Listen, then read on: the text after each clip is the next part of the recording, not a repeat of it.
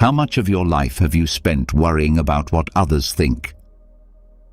The hesitation before speaking your mind, the pressure to fit in, the constant second-guessing that leaves you feeling small.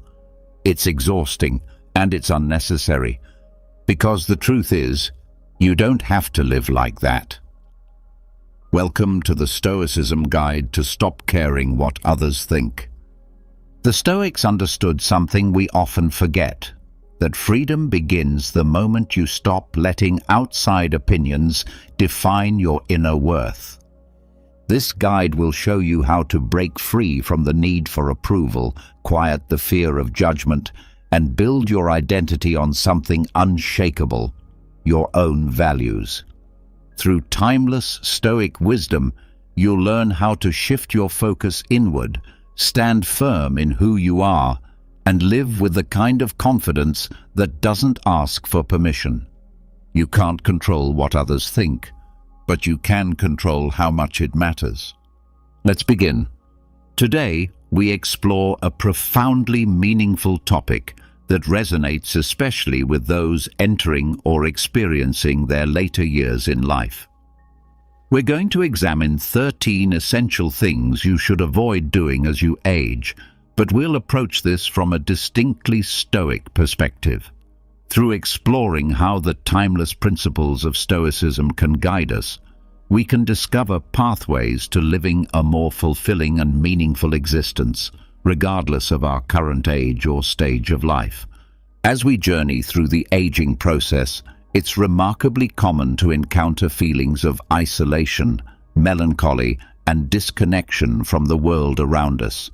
However, the ancient Stoic philosophers possessed profound wisdom about finding peace and deep satisfaction through accepting what lies beyond our control, while simultaneously focusing our energy and attention on our own actions, thoughts, and responses to life circumstances. Throughout this exploration, we'll delve deeply into 13 specific behaviors and mindsets that Stoic philosophy would recommend avoiding as we navigate the complexities of aging.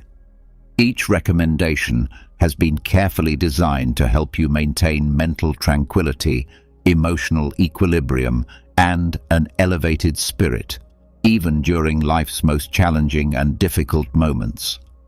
Let's begin with perhaps one of the most critical mistakes people make as they age: allowing themselves to become isolated from the world and the people around them.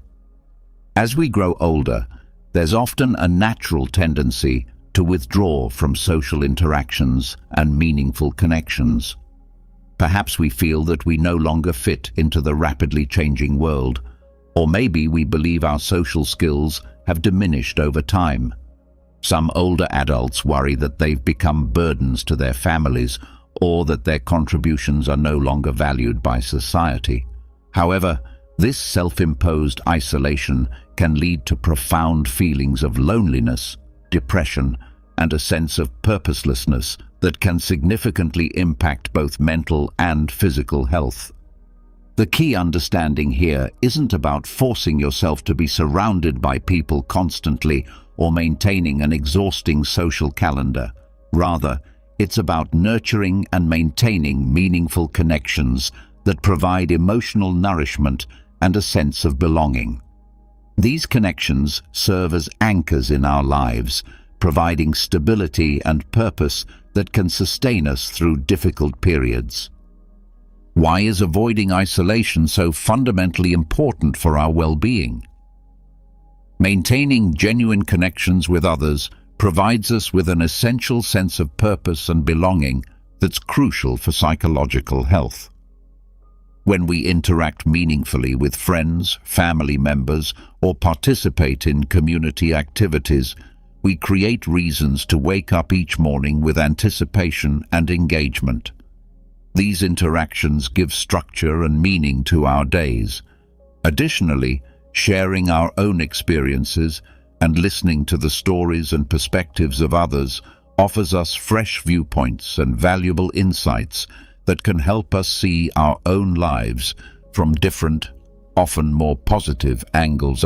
Stoic philosophy teaches us the vital distinction between accepting what we cannot control while taking decisive action on what we can influence. One thing that remains entirely within our control, regardless of age or circumstances, is our decision to reach out and connect with others. If you're experiencing loneliness, consider joining a local community group, enrolling in a class that interests you, volunteering for a cause you care about, or simply picking up the phone to call an old friend. Sometimes the smallest step toward connection can create the most significant positive changes in our lives.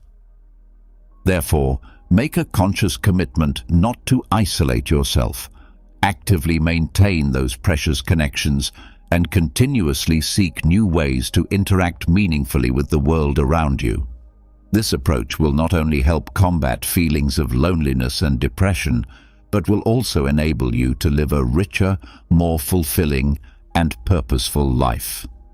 The second crucial mistake to avoid as we age is becoming obsessed with or trapped by events from our past. It's entirely natural, especially as we accumulate more life experiences, to reflect on our journey, our achievements, our mistakes, and the paths we've taken. However, becoming emotionally stuck in past events, whether positive or negative, can become a psychological trap that prevents us from fully engaging with the present moment and looking forward to future possibilities. Marcus Aurelius, one of Rome's most respected emperors and a profound Stoic philosopher, wisely observed that a person's true character and value are revealed not by past accomplishments or failures, but by how they handle present circumstances and challenges. This insight reminds us that our worth and identity are determined by how we navigate current situations, not by what we did or failed to do in years gone by. The past, by its very nature, is beyond our control and influence, but the present moment remains entirely within our power to shape and direct. Why is it so important to avoid becoming obsessed with past events and experiences? When we focus excessively on what has already occurred, we risk losing sight of the opportunities, relationships, and experiences available to us today. We can fall into the emotional traps of excessive nostalgia, which idealizes the past and makes the present seem inadequate by comparison, or destructive regret, which focuses on mistakes and missed opportunities. Both of these mental states can lead to depression, anxiety, and a sense of hopelessness about the future. Instead of dwelling on the past, Stoic philosophy encourages us to accept what has been, extract valuable lessons from our experiences, and move forward with wisdom, gratitude, and renewed purpose.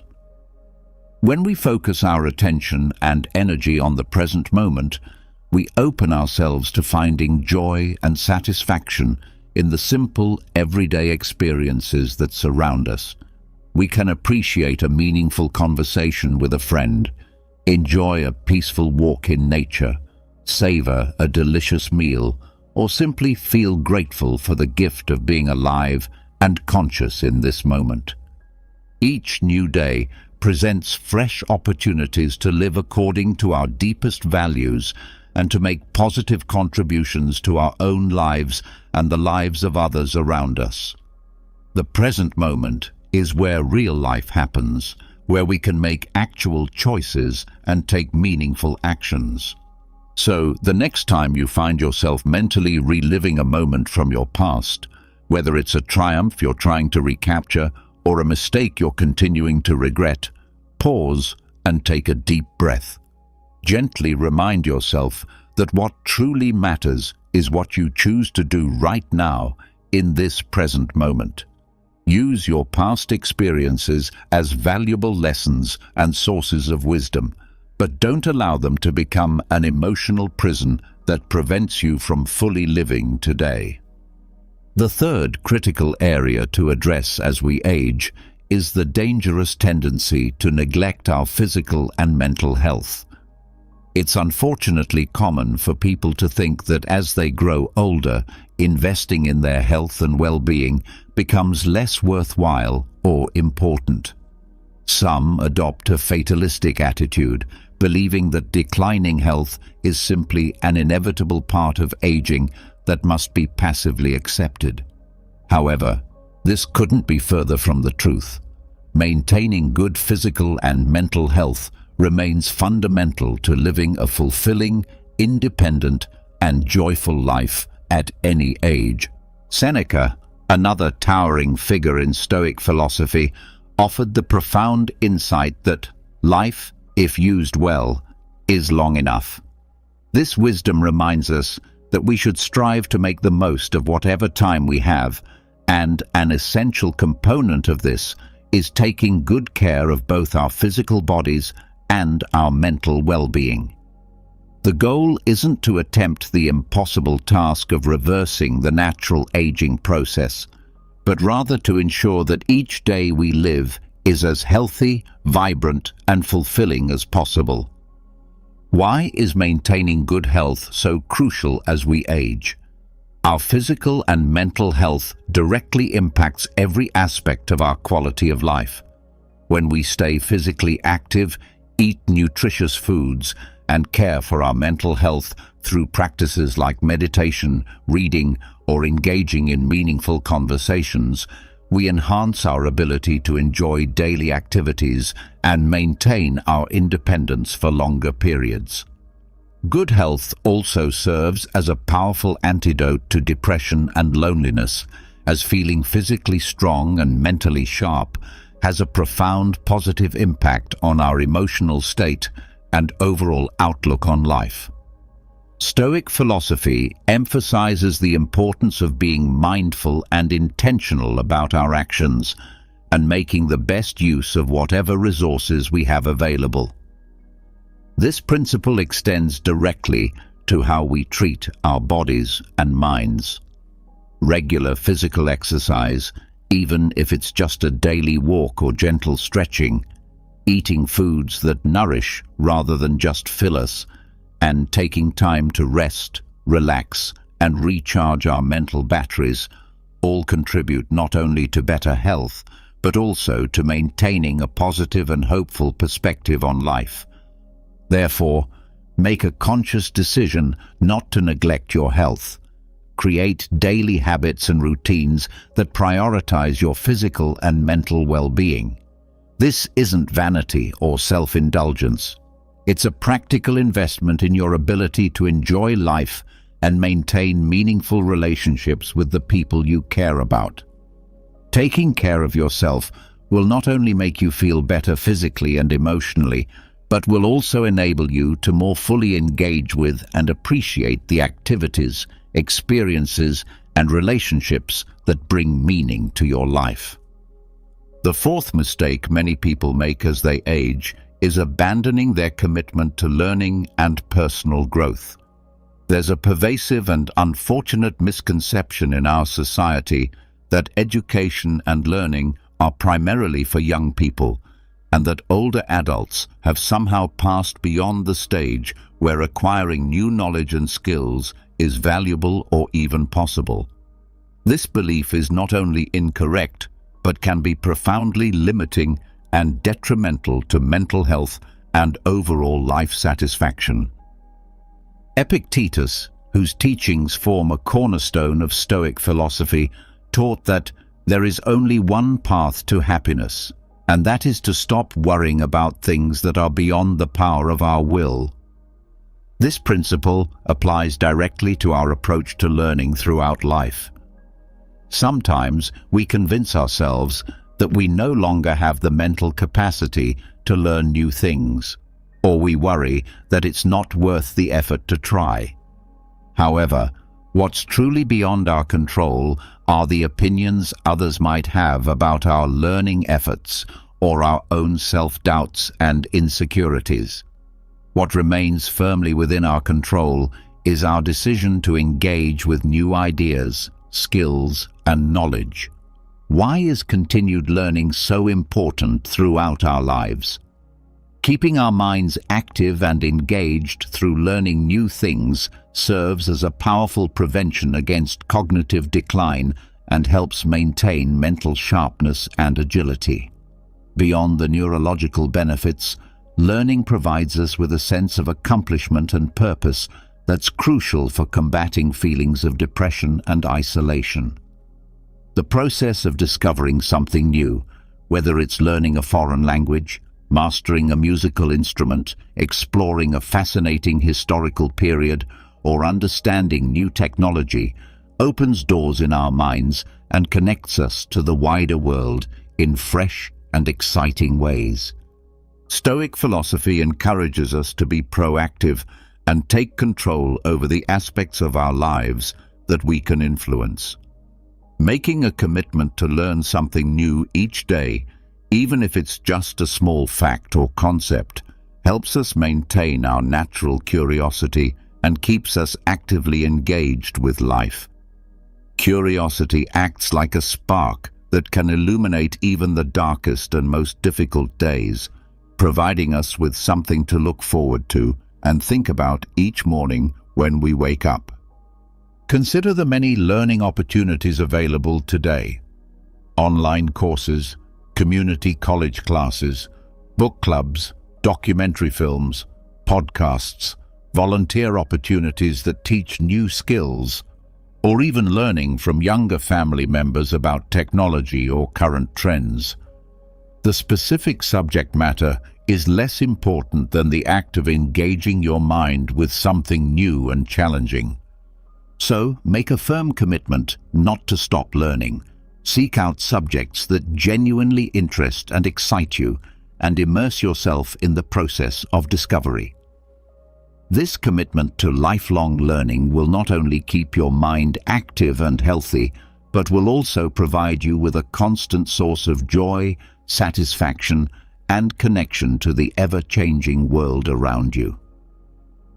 The fifth critical area to address is the tendency to resist change as we age.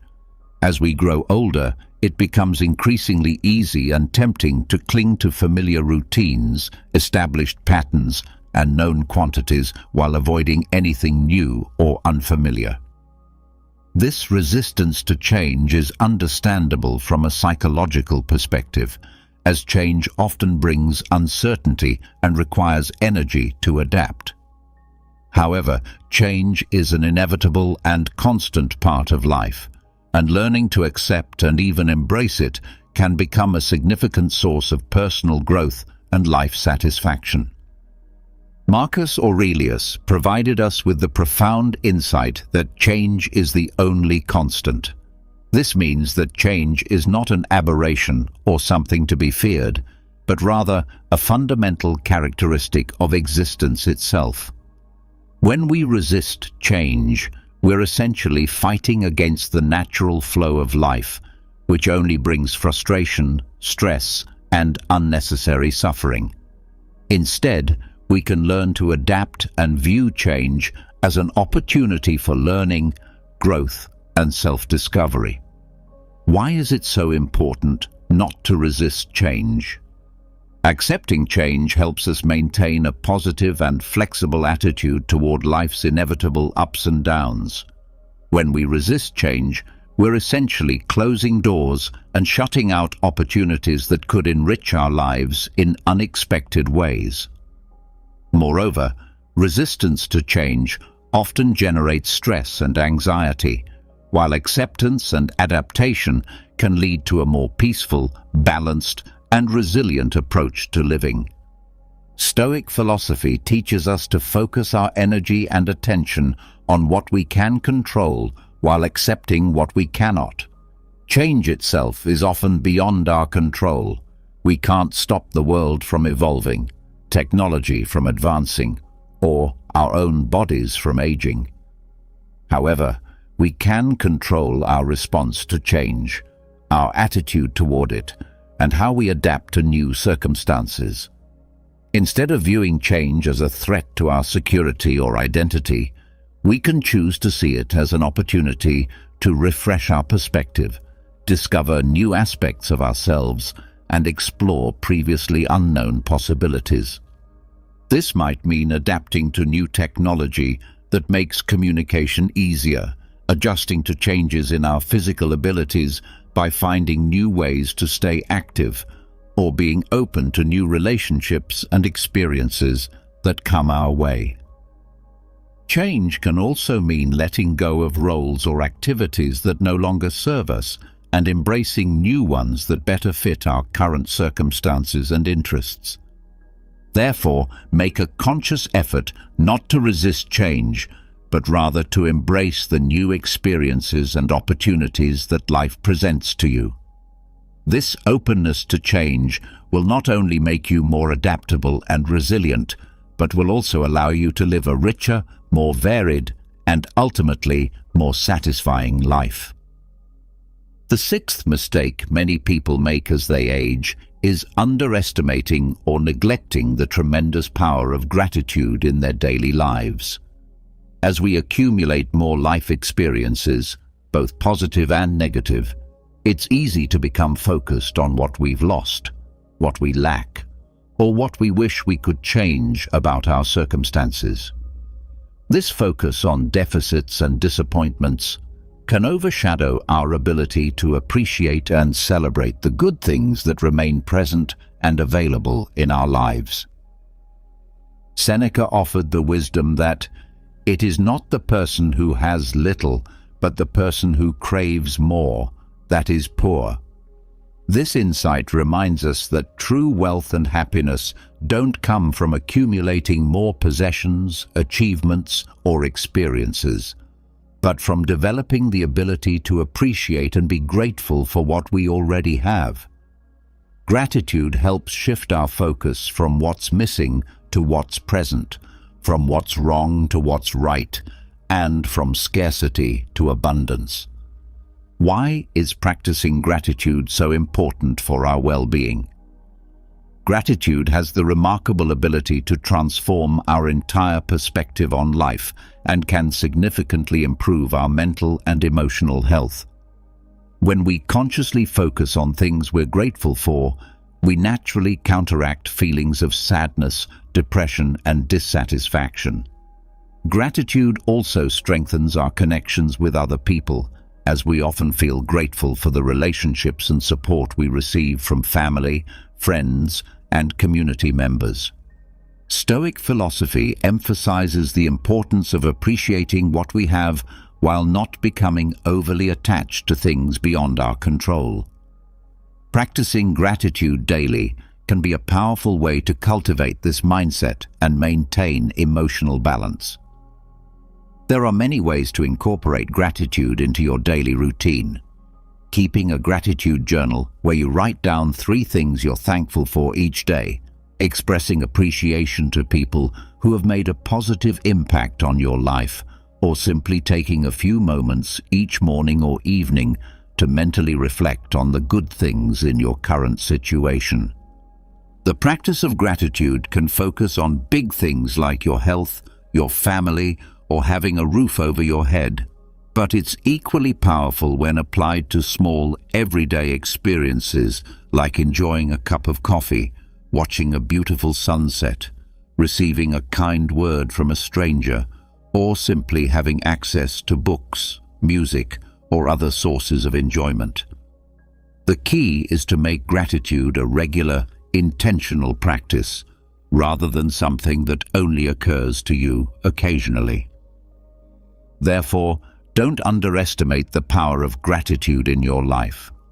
Find ways to practice and express gratitude every day, and observe how this simple but profound practice transforms your perspective, improves your relationships, and enhances your overall sense of well-being and life satisfaction. The 7th area that deserves careful attention is the tendency to hold on to grudges and resentments as we age. Throughout our lives, it's inevitable that we'll experience conflicts, disappointments, and hurt feelings in our relationships with other people. We may feel betrayed by friends, disappointed by family members, or treated unfairly by colleagues or acquaintances. However, carrying these grudges and resentments forward can become a heavy emotional burden that significantly impacts our mental health and overall quality of life. Epictetus provided valuable insight when he taught that if someone is capable of making you angry, realize that your mind is complicit in the irritation. This teaching reminds us that grudges and resentments are largely products of our own thoughts and emotional responses, and therefore something we have the power to control and ultimately release. While we cannot control how others treat us, we can control how we choose to respond and how long we allow negative feelings to persist in our hearts and minds. Why is it so important not to hold on to grudges and resentments? Maintaining these negative feelings creates unnecessary stress and emotional weight that can significantly affect our peace of mind and mental health. Grudges can also prevent us from fully enjoying our current relationships and experiences, as they keep us emotionally tied to past hurts and disappointments. It's important to understand that forgiveness doesn't mean forgetting what happened or excusing harmful behavior, but rather freeing ourselves from the burden that these negative emotions place on our lives. Stoic philosophy teaches us to let go of what we cannot control, and this includes the actions, words, and attitudes of other people. By practicing forgiveness and releasing grudges, we give ourselves the opportunity to find inner peace and to focus our energy on what truly matters in the present moment. Letting go of these negative feelings allows us to live more lightly and with greater joy and freedom.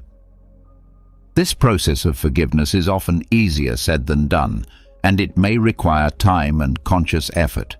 It might involve talking through your feelings with a trusted friend or counselor, writing about your experiences in a journal, or even writing a letter that you may never send to someone who hurt you. The goal is to process and release these emotions rather than continuing to carry them as ongoing sources of pain and stress. Therefore, make a conscious decision not to cling to grudges and resentments. Practice forgiveness, not only for the benefit of others, but more importantly, for your own peace of mind and emotional well-being. This practice of letting go will enable you to live with greater lightness, joy, and emotional freedom. In conclusion, these Stoic principles offer timeless wisdom for navigating the challenges and opportunities of aging.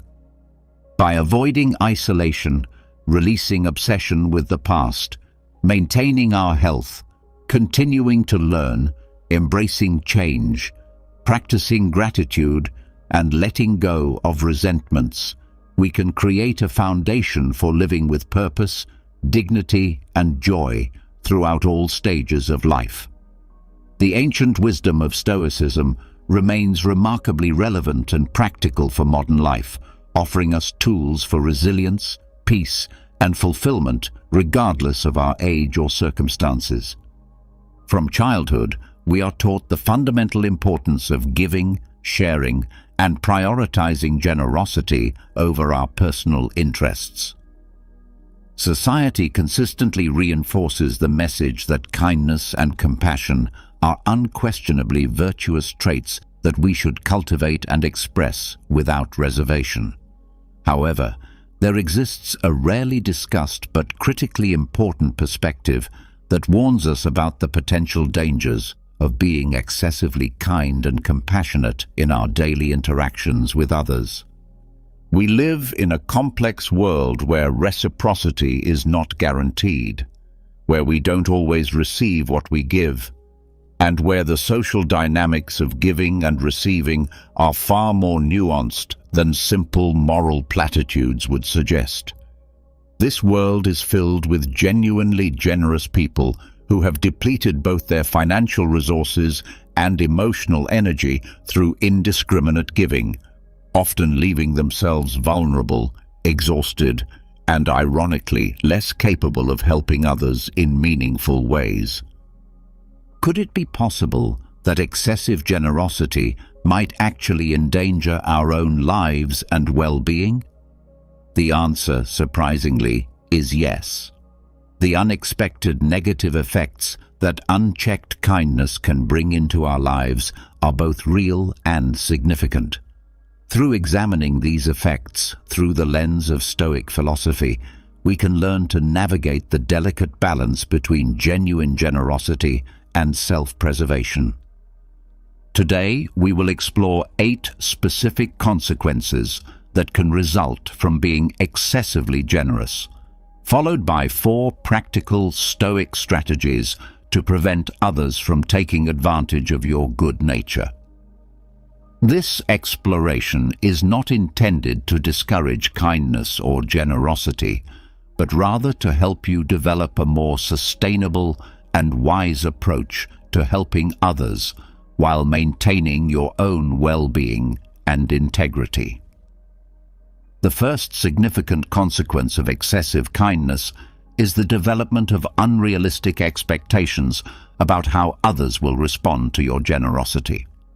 The Stoic philosophers emphasized the crucial importance of accepting circumstances as they actually are, rather than as we wish they were, and cautioned against basing our happiness and emotional stability on the actions and responses of other people. When we give without expecting too much in return, we avoid disappointment and practice the valuable skill of emotional detachment, which ultimately leads to greater peace of mind and psychological resilience. Consider this common scenario. You make a conscious effort to be generous and kind, consistently giving your best efforts to others without explicitly expecting anything in return. This attitude is undeniably noble and reflects admirable values. However, despite our conscious intentions, we often find ourselves harboring unconscious expectations that others will respond with similar levels of generosity and consideration. We naturally hope that people will recognize our efforts, appreciate our sacrifices, and reciprocate in kind. But what happens when these deeply held expectations are not met? The root of this problem lies fundamentally in our expectations themselves. When we assume that others will respond in the same manner that we do, we place ourselves in an emotionally vulnerable position. While it's entirely natural and human to desire that others appreciate and value our actions, Stoicism reminds us of a fundamental truth. We cannot control the actions, thoughts, or responses of other people. We can only control our own actions and our own reactions to what happens around us. It's remarkably difficult for any of us to be completely altruistic in our generosity. Whether we consciously acknowledge it or not, when we give everything of ourselves to others, we typically harbor some expectation that they will respond similarly. However, when you become accustomed to doing everything for others, they begin to take your availability and assistance for granted. They assume that you can handle everything both in their lives and in your own life, particularly in your own life, because they reason that if you're capable of managing their responsibilities, surely you must be able to handle your own as well. The harsh truth is that your expectations of reciprocity will frequently remain unfulfilled. What inevitably happens is that you find yourself feeling irritable, fatigued, frustrated, and deeply disappointed. Stoicism teaches us that our true wealth and contentment lie in our capacity to give without expecting anything in return, finding genuine joy in the act of giving itself, and maintaining our inner peace, regardless of how others choose to respond to our generosity. The second major consequence of excessive kindness is that people will come to expect your constant giving and availability. The Stoic practice of moderation, which was highly valued by ancient philosophers, becomes an essential anchor in a sea of seemingly endless demands from others. Instead of yielding to unlimited requests from those around us, Stoicism urges us to balance our generosity carefully. By giving in a measured and thoughtful way, we maintain control over our own actions and avoid falling into destructive patterns that drain our emotional and physical well-being. Human beings naturally adapt to situations and environments that feel comfortable to them. This fundamental tendency is where the concept of the comfort zone originates. When we consistently assume the responsibilities of others, we inadvertently enable them to remain in their comfort zones indefinitely. They feel no pressing need to grow, develop new skills, or face their own challenges because they have learned that we will always be available to support them and cover for their shortcomings. This dynamic creates problems not only for the recipients of our help, but also for ourselves. When we constantly take on responsibilities that rightfully belong to others, we inevitably neglect our own needs, goals, and priorities. We become trapped in an exhausting cycle of giving without receiving adequate support in return, which gradually depletes our energy reserves and undermines our emotional well-being. Practicing moderation and giving in a balanced manner allows you to maintain control over your own actions and decisions while avoiding the development of habits that systematically erode your emotional health. When you become accustomed to giving constantly and unconditionally, the beneficiaries of your generosity will naturally come to expect this level of support all the time. They begin to view your assistance not as a generous gift, but as an entitlement or right. It's important to understand that giving is indeed valuable and meaningful, but it's equally crucial to maintain a healthy balance in your approach. By establishing clear boundaries and practicing generosity in a measured way, you not only preserve your own peace and well-being, but also encourage others to take responsibility for their own lives and to grow as independent, capable individuals. In this delicate balance, we discover a form of generosity that truly nurtures both others and ourselves in sustainable ways. The third significant consequence of excessive kindness is that your own priorities and needs will be consistently overlooked and trampled upon by others. The Stoic philosophers emphasize the fundamental importance of living according to reason and virtue, and they understood that establishing boundaries and prioritizing our own essential responsibilities is crucial for maintaining balance and avoiding the sacrifice of our authenticity and well-being for the sake of others. If you find yourself constantly giving everything for other people's priorities, you may actually be running away from something within yourself that causes you pain and fear. The emotions that arise during moments of solitude can often feel overwhelming and uncomfortable. The sensation of inner emptiness, the deafening silence of being alone with our thoughts, and the deep longing for meaningful connection can generate profound emotional distress and anxiety. It's during these challenging moments of self-confrontation that we often seek refuge in serving the needs of others. We immerse ourselves completely in helping other people as a way of filling the internal void we feel within ourselves. This behavior becomes a form of emotional avoidance, where caring for others serves as a distraction from addressing our own psychological needs and unresolved issues. The cost of this relentless self-sacrifice is extraordinarily high. You gradually lose yourself in the process of constantly serving others. Your inner voice becomes drowned out by external demands and expectations, and eventually, when you're forced to confront the stillness and quiet of your own being, the pain and fear you've been trying so desperately to avoid emerge with renewed and often intensified force. It's absolutely essential to recognize that attending to our own needs and priorities is not selfishness. It's a necessary form of self-care and preservation of our authentic identity. The Stoics teach us that establishing healthy boundaries and living according to our own deeply held virtues is not only an act of genuine self-love, but also a pathway toward living an authentic and truly meaningful life.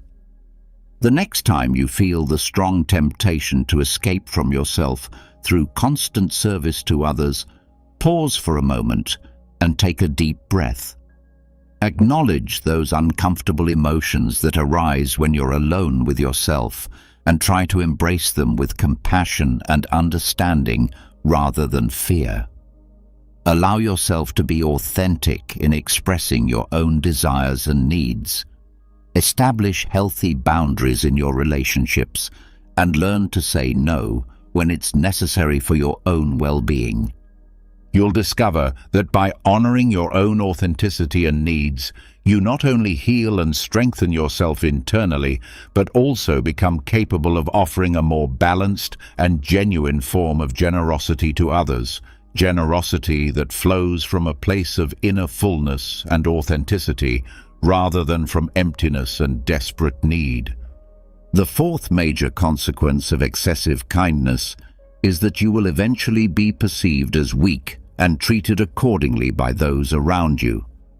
Stoicism encourages us to cultivate inner strength and self-control, and this involves establishing firm boundaries and practicing self-discipline in our interactions with others. When you help others excessively and without appropriate limits, over time you might be seen as a figure of authority or expertise in whatever area you're providing assistance. However, you could also create exactly the opposite impression, which can be detrimental to how others perceive and treat you. In this context, your lack of boundaries makes you vulnerable to exploitation.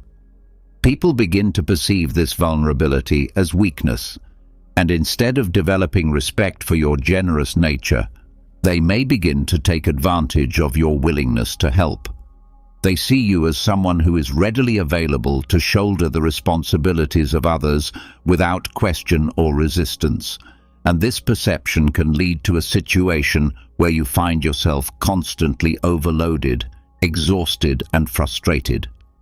When you begin to say no in a firm but respectful manner, something remarkable and transformative occurs.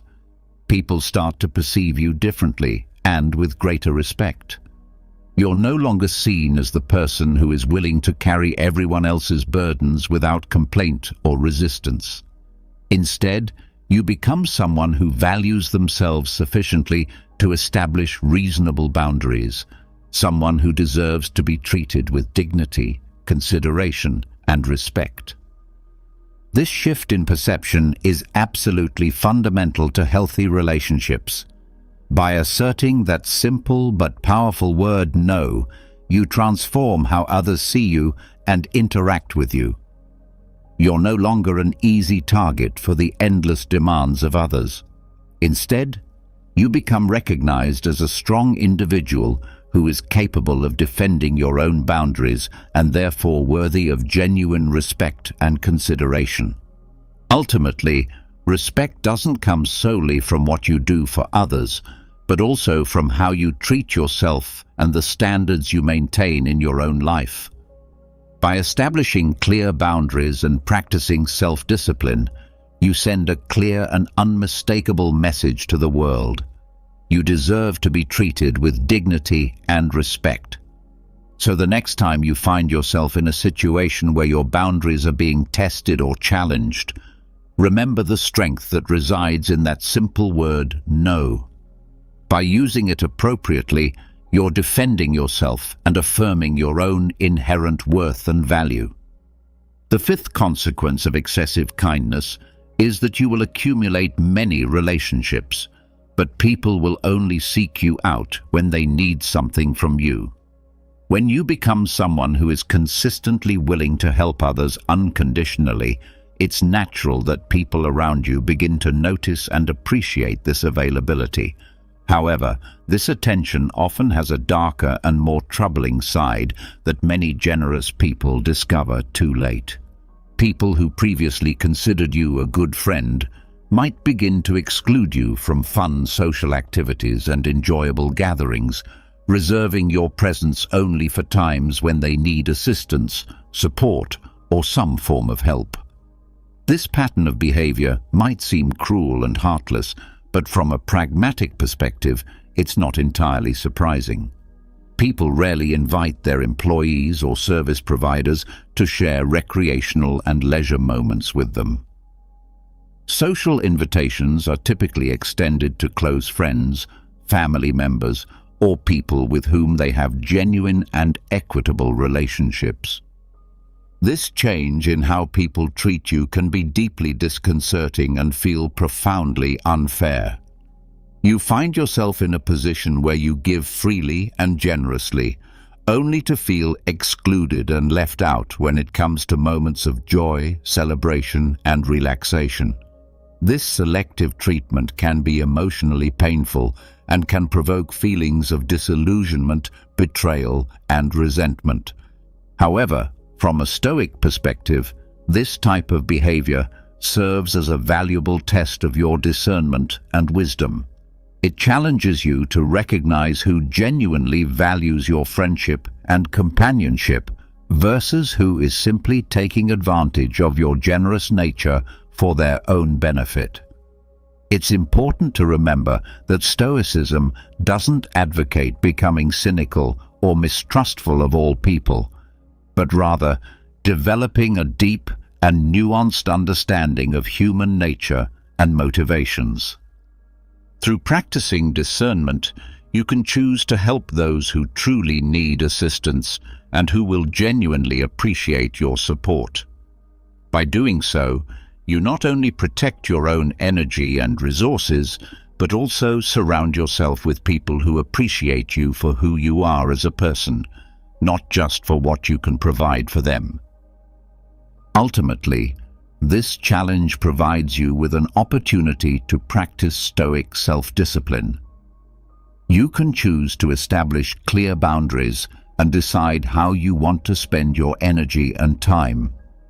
By maintaining balanced generosity that focuses on those who truly value your help, you can live according to Stoic principles and find a sense of peace and satisfaction amidst the complexities of human relationships. The sixth consequence of excessive generosity is that you will tend to attract only needy people while repelling those who are genuinely willing to give and contribute to relationships. According to Stoic philosophy, our actions and thoughts emit a certain energy that attracts people with similar resonances and characteristics. When we cultivate a positive mental and emotional state, we radiate elevated vibrations that attract equally positive individuals, people who are generous, enthusiastic, authentic, and genuinely caring. However, when we give indiscriminately and exhaust ourselves emotionally and physically in the process, our energy becomes depleted and weakened. We begin to vibrate at a lower frequency, which unfortunately attracts needy and dependent people toward us. These individuals, far from being authentic and willing to contribute to a mutually beneficial relationship, approach us primarily to satisfy their own needs and desires without offering much in return. Additionally, this lower energetic frequency also attracts opportunistic individuals who have neither the intention nor the resources to help others, but who see in us an easy source for obtaining what they want. These people are skilled at identifying and exploiting generous individuals who have difficulty setting boundaries or saying no to requests for help. The key, according to Stoic philosophy, lies in developing discernment and practicing self-discipline. We must learn to recognize when we are giving excessively and depleting our own energies and resources. This involves establishing clear boundaries and practicing moderation in our generosity. By doing so, we maintain our vibrations at an elevated frequency and attract people who value our authenticity and are willing to contribute reciprocally to the relationship. By being conscious of our energy levels and practicing balanced generosity, we can cultivate authentic and mutually beneficial relationships. These relationships are based on reciprocity, respect, and genuine mutual appreciation rather than one-sided exploitation. Ultimately, this approach allows us to live according to Stoic principles and experience true human connection based on honesty, integrity, and mutual support. The seventh consequence of excessive kindness is the potential for developing addictive behaviors as a coping mechanism. When Stoics warn us about the possibility of falling into addiction, they are reminding us that moderation and self-control are fundamental for maintaining a balanced and healthy life. In the context of generosity, practicing self-discipline protects us from falling into addictive patterns that can emerge when we feel constantly exhausted and depleted due to our overextension in helping others. When we live according to Stoic principles, we recognize that generosity must be practiced in balance and moderation. Giving without measure and without restrictions can exhaust our own emotional and physical reserves, leading us to seek relief and comfort in potentially addictive behaviors such as overeating, excessive drinking, gambling, or other compulsive activities that provide temporary escape from our stress and exhaustion. Stoic philosophy teaches us to pay careful attention to warning signs that come to us through people who are close to us and care about our well-being. If someone we trust points out that we are relying too heavily on certain behaviors or substances, we should take these observations seriously and thoughtfully. It's natural for our first reaction to be denial, especially when we are caught in the early stages of an addictive cycle. However, these concerns typically come from a genuine place of care and love for our well-being. Accepting these observations with humility and gratitude is a crucial step toward developing self-awareness and facilitating personal growth. By doing so, we are practicing Stoic philosophy in action, applying the principles of moderation and self-control to avoid falling into addictive traps that can undermine our health and overall well-being. It's important to always remember that people who express concern about our behavior do so with the intention of helping us overcome challenges and move toward a more fulfilling and meaningful life. By taking their observations seriously, we demonstrate deep consideration for our own well-being and a genuine commitment to our personal growth and long-term happiness. The eighth and final consequence of excessive kindness is that your behavior will inevitably arouse suspicion and mistrust in others. Stoicism encourages us to act virtuously regardless of how others might perceive our actions. By focusing on living in harmony with our principles and values, we build a genuine reputation that is resistant to unfounded suspicions and accusations. Although we might wish things were different, the reality is that genuinely kind people are not abundant in this world. Therefore, if you are truly one of these naturally generous individuals, you will often arouse suspicion rather than admiration and gratitude from those around you. It won't take long after you begin displaying your kindness for people to start wondering what's really going on with you and what hidden intentions you might have that you're not revealing to anyone. This reaction doesn't necessarily mean that you've encountered a group of particularly distrustful or cynical people. More likely, it means that you're dealing with realistic individuals who have learned from experience to be cautious. The majority of people who are excessively enthusiastic about helping others tend to harbor ulterior motives that can be so troubling that it's often better to maintain distance from them and decline the help they want to provide. This suspicious response from others can be discouraging and hurtful, especially when your intentions are genuinely pure and altruistic.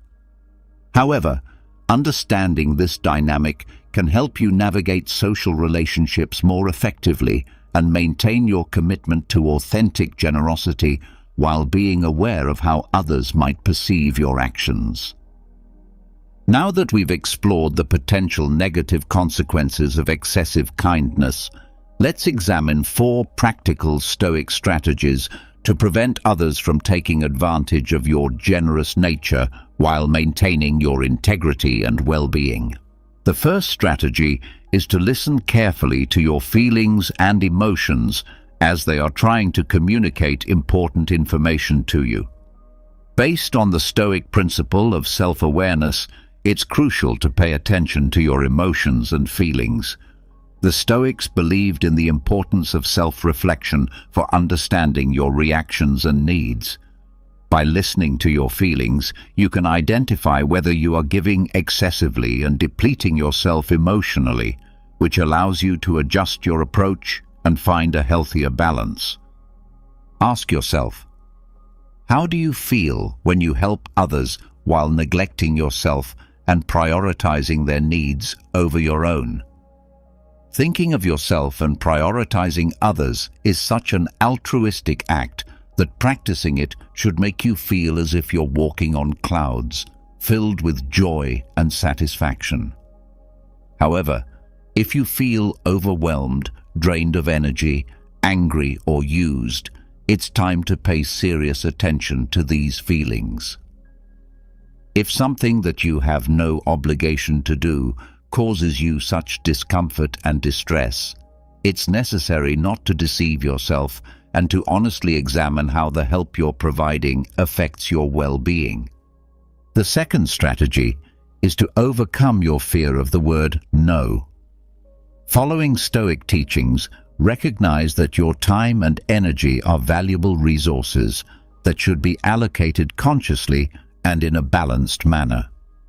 Saying no in situations where you feel overwhelmed or when requests are unreasonable is a form of exercising self-control and protecting your well-being. Although the word no is often associated with negative behavior and pessimism, it's normal that we find it difficult to say no to others. However, negativity is what will truly invade our lives if we don't develop the ability to use this word when someone demands more from us than we can reasonably give.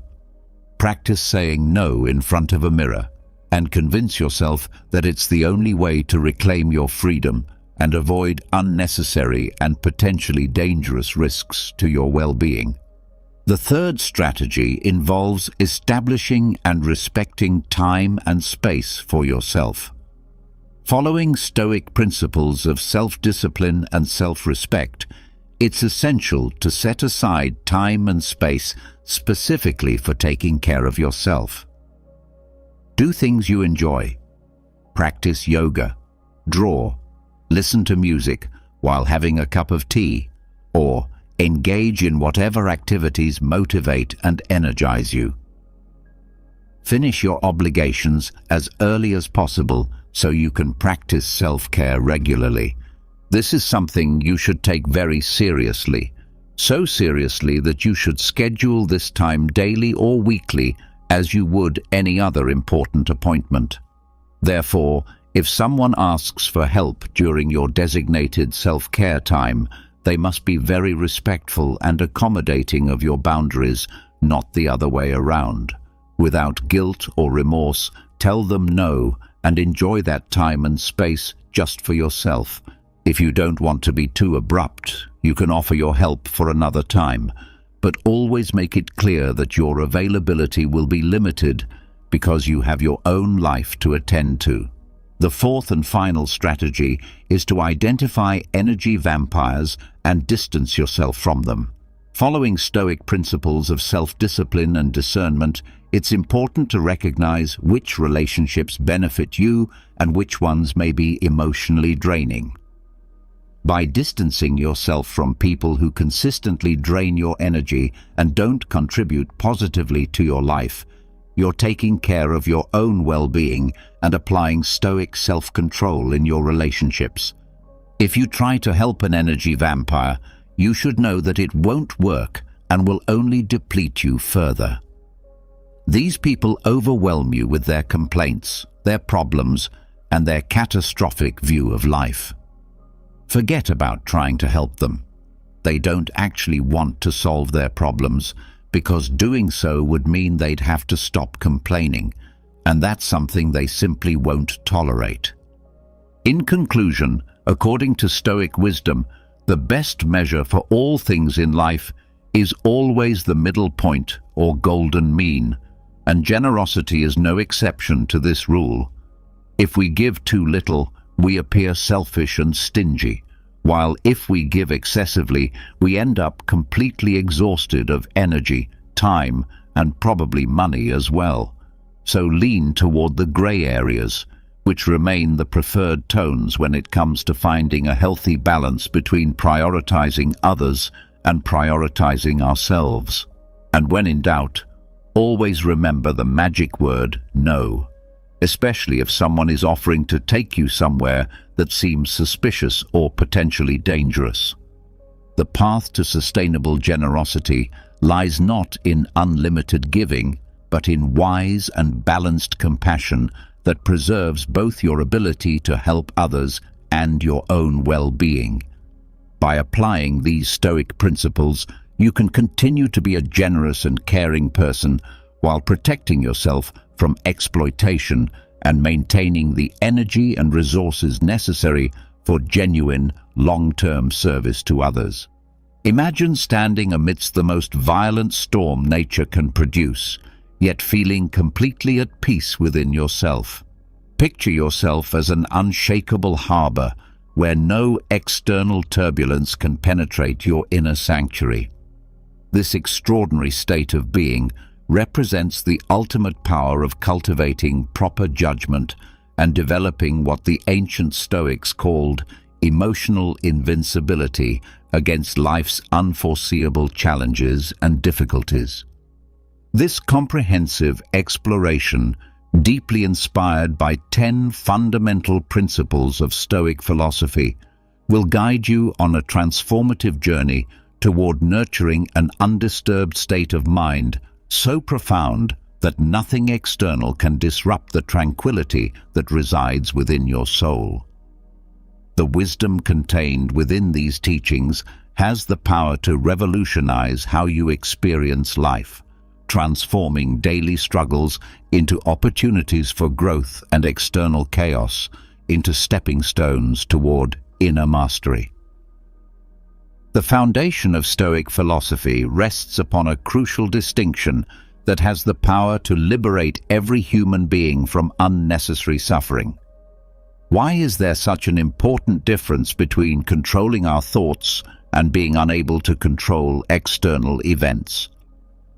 The great Stoic philosopher Epictetus provided us with perhaps the most fundamental insight in all of philosophy when he declared that some things are up to us and some things are not up to us. This simple yet profound statement contains within it the key to unlocking true inner serenity and lasting peace. Inner serenity, that state of calm that we all desperately seek, depends entirely on focusing our attention and energy solely on what we can actually control through the application of wisdom and the exercise of our willpower. While outcomes in the external world are often completely beyond our control, every single person possesses the remarkable ability to control their perspective and their reaction to whatever circumstances arise. This represents one of the most empowering realizations a human being can have. The core lessons of Stoicism help us realize that virtue represents the true essence of a good life. not the endless pursuit of fleeting desires and temporary pleasures that our culture constantly promotes. Our judgments are what imbue meaning and significance into otherwise objective events that occur around us. When we endure hardships with the proper mindset, our weaknesses begin to dissolve, revealing the untethered essence of what it truly means to be human. Living in harmony with the fundamental laws of the universe allows reality to unfold naturally without creating inner obstruction or resistance within our minds and hearts. Through understanding and applying these timeless principles, we embark on a journey where Epictetus's Stoic philosophy paves a new path forward, teaching us to actively grasp the key to inner peace regardless of the external storms that may rage around us. This transformation doesn't happen overnight, but with consistent practice and dedication, anyone can develop the unshakable foundation that characterizes the Stoic sage. The first fundamental principle that forms the bedrock of Stoic resilience involves developing what philosophers call firm purposes.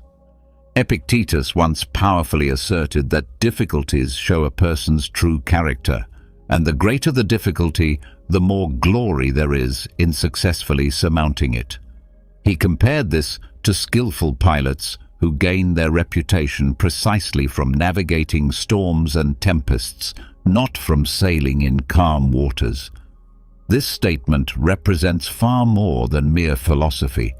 It constitutes a direct call to action for anyone seeking to build unshakable inner strength. When you develop a crystal-clear understanding of your deepest goals and purposes, something remarkable happens.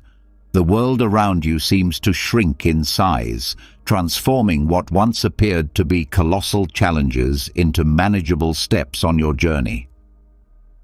The inner strength you discover through this process of clarification and commitment cannot be defeated by external circumstances, no matter how difficult they may appear. A firm purpose is never something stumbled upon by accident or discovered through wishful thinking. Instead, it must be carefully crafted through moments of deep reflection and honest self-examination about what truly matters to you. This involves looking beyond superficial career goals or temporary personal achievements to identify the fundamental principles and values you want to dedicate your entire life to pursuing and embodying. Once that purpose becomes deeply ingrained in your heart and mind, the next crucial step involves applying consistent diligence to protect and nurture it against all the forces that would try to distract or discourage you. Perseverance and steadfast commitment to your chosen goals serve as the forge in which your strength is shaped and tempered in the face of adversity. A firm purpose functions like a powerful beacon cutting through the darkness of confusion and uncertainty. It serves not only as a guiding light to show you the way forward, but also as a solid anchor for your soul when life attempts to pull you into emotional whirlwinds and chaotic circumstances. When difficulties arise, and they inevitably will, a firm purpose becomes the lifeline that prevents you from sinking into the turbulent sea of overwhelming emotions and seemingly impossible circumstances. This represents far more than simple advice or motivational thinking. Firm purposes are literally the key to unlocking unparalleled mental strength and developing the ability to face and overcome any challenge that life presents. This principle embodies the very essence of Stoic philosophy, which offers not just a set of abstract rules for living, but tangible evidence of the tremendous power contained within human will and purpose. In the brilliant light of this philosophy, nothing becomes impossible, and nothing can shake the foundation of a truly resilient spirit that has been properly cultivated and developed. The second transformative principle challenges us to examine our relationship with mental sovereignty and self-control. Consider this thought-provoking question. Would you ever give your physical body to a complete stranger? You would never entertain the idea of handing over control of your body to someone completely unfamiliar and untrustworthy. So why do we so easily allow our minds to be hijacked by random thoughts and the deceitful words of others? When we permit ourselves to be influenced by other people's opinions and judgments, we are essentially handing the key to our happiness and inner peace over to strangers who may not have our best interests at heart. Mind control represents not just a useful skill, but a refined art that requires patience, practice, and dedication to master. When someone offends us or says something hurtful, it's entirely natural to feel wounded and want to retaliate or defend ourselves. However, Stoicism teaches us a profound truth. Our emotions are actually the direct result of our thoughts and personal perspectives, not the external events themselves.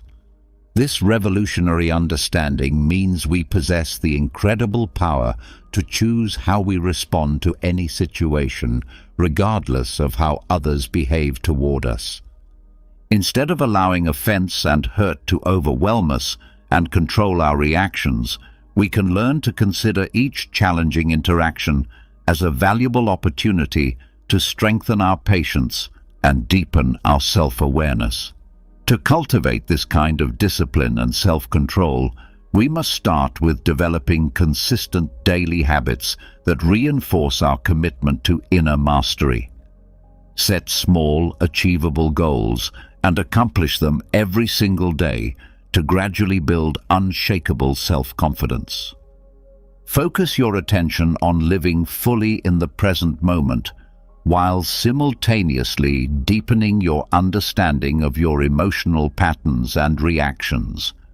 As you begin to truly realize that you possess the power to choose how you react to any situation that arises, you will gradually become resilient to external challenges and will no longer be easily swayed by negative emotions or the opinions of others. Consider the example of a dedicated baker who focuses every single day on improving their craft and developing their skills, paying absolutely no mind to excessive criticism or hollow praise from others. This baker refuses to allow any external opinions to affect their work process or dampen their creative spirit. Through patient practice and consistent self-control, the baker not only dramatically improves their baking abilities, but also achieves true freedom and lasting inner peace, gracefully overcoming any criticism that comes their way. Stoic philosophy represents far more than just a classical philosophical discipline studied in universities. It serves as a powerful, practical tool to help us face and overcome the everyday challenges that modern life presents. By learning to control our minds and handle our emotions with maturity and wisdom, we can achieve genuine peace and freedom even amidst a volatile and uncertain world filled with constant change and unpredictability. We cannot completely avoid becoming subjects of gossip and judgment from others, as this represents part of the human experience. However, we can ask ourselves a crucial question: does the weight of malicious words truly define who we are, or is it our resilience and inner peace that ultimately determine our character and worth?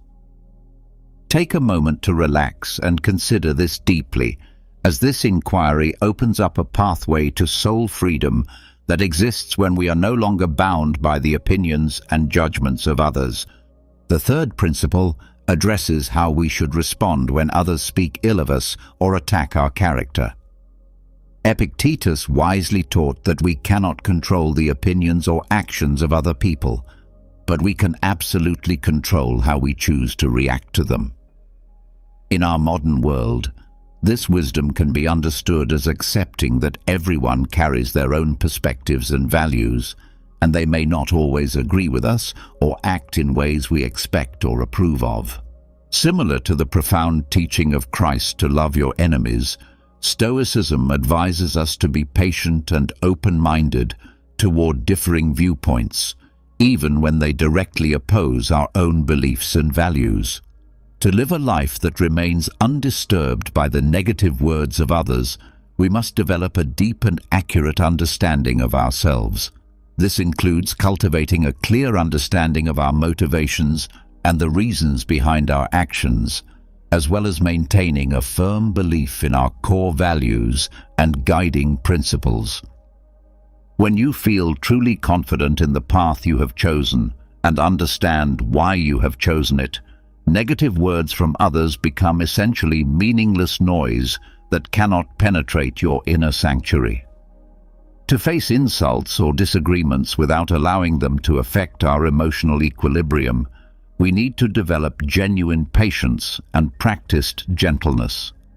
Patience allows us to maintain our calmness and avoid reacting hastily or negatively, while gentleness helps us maintain good relationships with others even when they disagree with us or speak against us.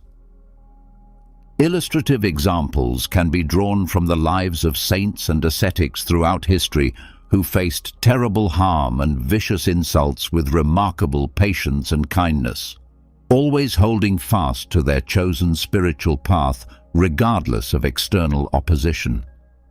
When we focus our energy on personal growth and building resilience in the face of challenges, we not only improve our own lives dramatically, but also inspire and uplift those around us through our example. Remember that true power never comes from controlling what others think or say about us, which is ultimately impossible anyway. Instead, real power emerges from our ability to control how we allow those external things to affect our inner state and our commitment to our chosen path. Your response to negativity and criticism reveals far more about your character than the original words ever could. The fourth principle focuses on dealing with insults and offense in a way that transforms these challenging experiences into opportunities for growth. Epictetus, speaking with a firm and wise tone, emphasized that what really frightens and dismays us is not external events themselves, but rather the way in which we think about and interpret those events. This means that when someone offends you or says something hurtful, it's not actually their words that cause you pain, but rather how you perceive and react to those words that determines their ultimate impact on your soul and emotional well-being. Imagine yourself in an important business meeting where you express a carefully considered opinion, only to have a colleague strongly oppose it, and perhaps even criticize you personally in front of others. Instead of reacting emotionally with anger or defensiveness, you can pause for a moment, take a deep breath, and ask yourself a transformative question. Is this an opportunity for me to consider this issue from a different perspective that I might not have considered before? In taking this approach, you not only maintain your composure and professional dignity, but also broaden your outlook and demonstrate emotional maturity. Consider another situation where you're having a conversation with a close friend and suddenly find yourself being criticized for a personal decision you've made. Instead of feeling hurt and becoming defensive, you can take time to reflect thoughtfully on that criticism. Perhaps you'll discover that although their delivery wasn't perfect or particularly tactful, their intention was genuinely to prompt you to reconsider your choices from a different angle that might prove beneficial. This represents the valuable skill of finding light in the darkness, an ability that Stoicism encourages us to develop and practice consistently. Through applying this lesson, we learn not only how to endure offense or hurt without being damaged by it, but also how to transform these potentially negative experiences into stepping stones for meaningful personal growth and increased wisdom. The key to this transformation lies entirely in how you choose to face and interpret challenging situations. Strength, according to Stoic philosophy, doesn't come from avoiding difficulties or running away from conflict, but from knowing how to embrace challenges and overcome them with grace and wisdom. Remember that within every challenge lies a hidden opportunity for you to become stronger, more resilient, and more capable of handling whatever life brings your way. The fifth principle addresses the challenging emotions of fear and dishonor that often trap us in cycles of anxiety and shame. Have you ever felt trapped in what feels like a glass cage of fear and shame? These are the difficult times when we find ourselves doing things we don't really want to do just to receive acceptance from others or gain a small amount of praise on social media platforms. However, Epictetus, with his timeless wisdom and deep understanding of human nature, pointed out a simple yet profound truth that has the power to set us free. We ourselves are the ones who assign meaning to every event that occurs, thus creating fear and shame within our own souls. Unlike approaches that advocate denying or suppressing emotions, Stoicism invites us to embrace our feelings with courage and self-control, transforming them into sources of strength rather than weakness. Overcoming fear and shame means we are no longer shackled by the gaze and words of others, no longer held captive by what other people might think or say about us. This represents a journey back to our authentic selves, a process of rediscovering the true value and meaning of life in every breath we take and every daily decision we make. Epictetus teaches us that the key to lasting happiness lies not in external circumstances or other people's approval, but within the soul of each individual person. When we place our self-worth on things that lie beyond our control, such as other people's opinions or external outcomes, we open the door wide to fear and shame. Conversely, when we focus our energy on self-improvement, the cultivation of wisdom, and the pursuit of spiritual freedom, we discover unparalleled peace and inner strength that cannot be shaken by external events. Ultimately, the Stoic approach to fear and dishonor offers us not just a lesson on facing challenges, but also a powerful reminder to live a meaningful life where fear and shame are no longer insurmountable obstacles on our journey to happiness and freedom. When we develop the courage to face and overcome these difficult emotions, we not only liberate ourselves from their grip, but also inspire those around us through our example of courage and resilience. The sixth principle involves learning to anticipate obstacles and challenges before they arise, preparing ourselves mentally and emotionally to handle whatever difficulties may come our way. At its core, this Stoic principle of anticipating obstacles encourages a proactive stance rather than simply reacting to life's challenges as they appear.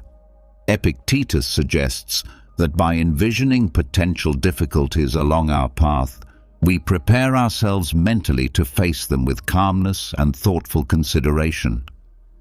This mental training session should not be mistaken for an invitation to pessimism or negative thinking. Instead, it represents a strategic approach to strengthening our resolve and equipping our minds with the necessary tools and perspectives to handle any situation that might arise. Consider the inspiring story of a marathon runner who is preparing for an upcoming race.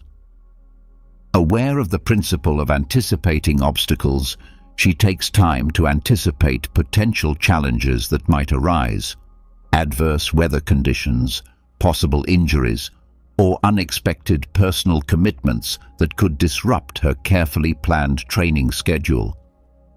Instead of fearing these possibilities or hoping they won't happen, she plans accordingly by adjusting her training schedule to account for contingencies, preparing for different weather conditions by training in various environments, and allocating adequate time for rest and recovery to prevent burnout. On race day, when faced with a sudden downpour that catches many other runners off guard, she remains calm and focused, having mentally and physically prepared for exactly such a situation. What could have been a race-ending obstacle instead becomes evidence of her resilience and determination, proving the value of thoughtful preparation. Anticipating obstacles creates a powerful harmony between emotions and logic, teaching us to approach life's inevitable uncertainties with a balanced mind that can think clearly under pressure. Emotionally, this practice instills a deep sense of readiness and confidence that comes from knowing we're prepared for whatever challenges might arise. Logically, it enhances our problem-solving skills by encouraging us to think ahead and plan for multiple scenarios. This balance between emotional preparedness and logical planning represents a hallmark of Stoic wisdom that allows us to face life's ups and downs with a serene heart and a clear mind that can make good decisions even under difficult circumstances. The seventh principle contains perhaps one of the most liberating insights in all of Stoic philosophy. Epictetus once said, "Don't consent to be hurt, and you won't be hurt. This is a choice over which you have complete control." He taught that true power lies not in controlling external events, but in how we choose to react to every situation that arises in our lives. This perspective opens up a completely new path to liberation, offering us a revolutionary way of viewing how we accept and confront challenges and suffering in our daily experience. Imagine you are facing severe criticism from a trusted friend, someone whose opinion you value and whose words carry significant weight in your life. The initial feeling might naturally be one of hurt and betrayal, and these emotions are completely normal and understandable.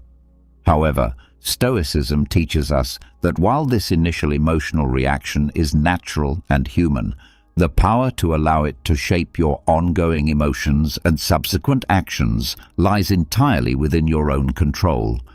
So the crucial question becomes, how do we apply this transformative principle to our daily lives in practical ways?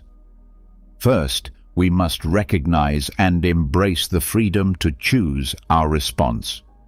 When faced with criticism or hurtful words, remember that you always have the right to choose how you will respond to the situation. This doesn't mean denying or suppressing your emotions, but rather acknowledging them consciously and then managing them wisely. Second, we must focus on seeking inner strength and resilience. True confidence and lasting peace come not from avoiding all possible hurt or criticism, but from knowing deep in your heart that you can overcome anything that comes your way. In Christian tradition, this strength is often found through faith and prayer, while in Stoic philosophy, it comes from understanding what is truly within our control. Third, we must practice the difficult but transformative art of forgiveness. Just as Jesus forgave those who harmed him, we are called to practice forgiveness toward those who hurt us. This practice not only helps alleviate the emotional burden we carry, but also opens pathways to reconciliation and love that would otherwise remain closed. Remember that this principle is not a call to indifference or emotional avoidance.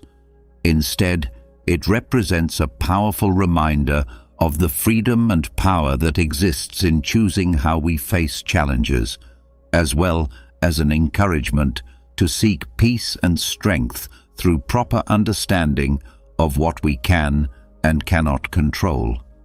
By applying this principle, not just in difficult situations, but in all aspects of life, we move steadily closer to true freedom and lasting inner peace.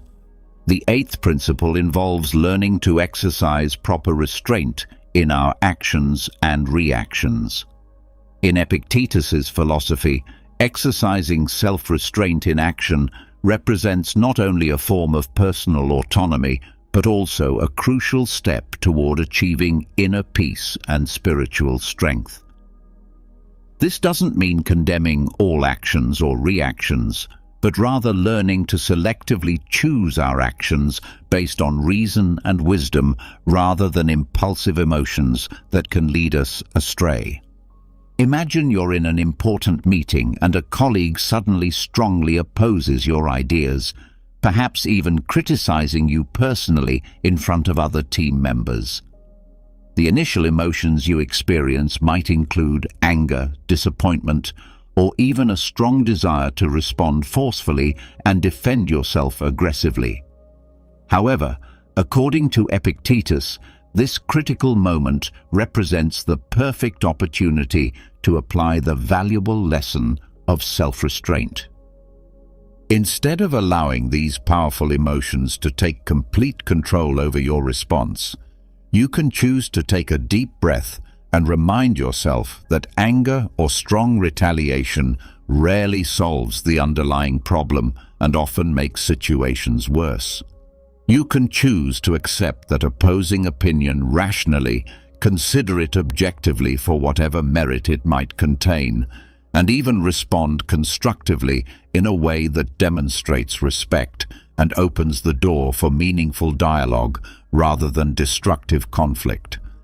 Exercising restraint in both action and speech not only helps us avoid undesirable consequences that we might later regret, but also demonstrates emotional maturity and practical wisdom to those around us. In a world where quick and forceful reactions are often mistakenly seen as displays of strength, Epictetus reminds us that true strength actually lies in the ability to control ourselves in any situation, no matter how provocative or challenging it might be. So how can we apply this crucial lesson in our daily lives? First, we must practice recognizing our emotions as they begin to rise, acknowledging and accepting them without immediately reacting. Second, we should pause before taking any action or speaking, giving ourselves a precious moment to think clearly about the best course of action. Third, we should engage in honest self-questioning, asking ourselves whether our intended action or speech is based on reason and whether it will likely bring positive results.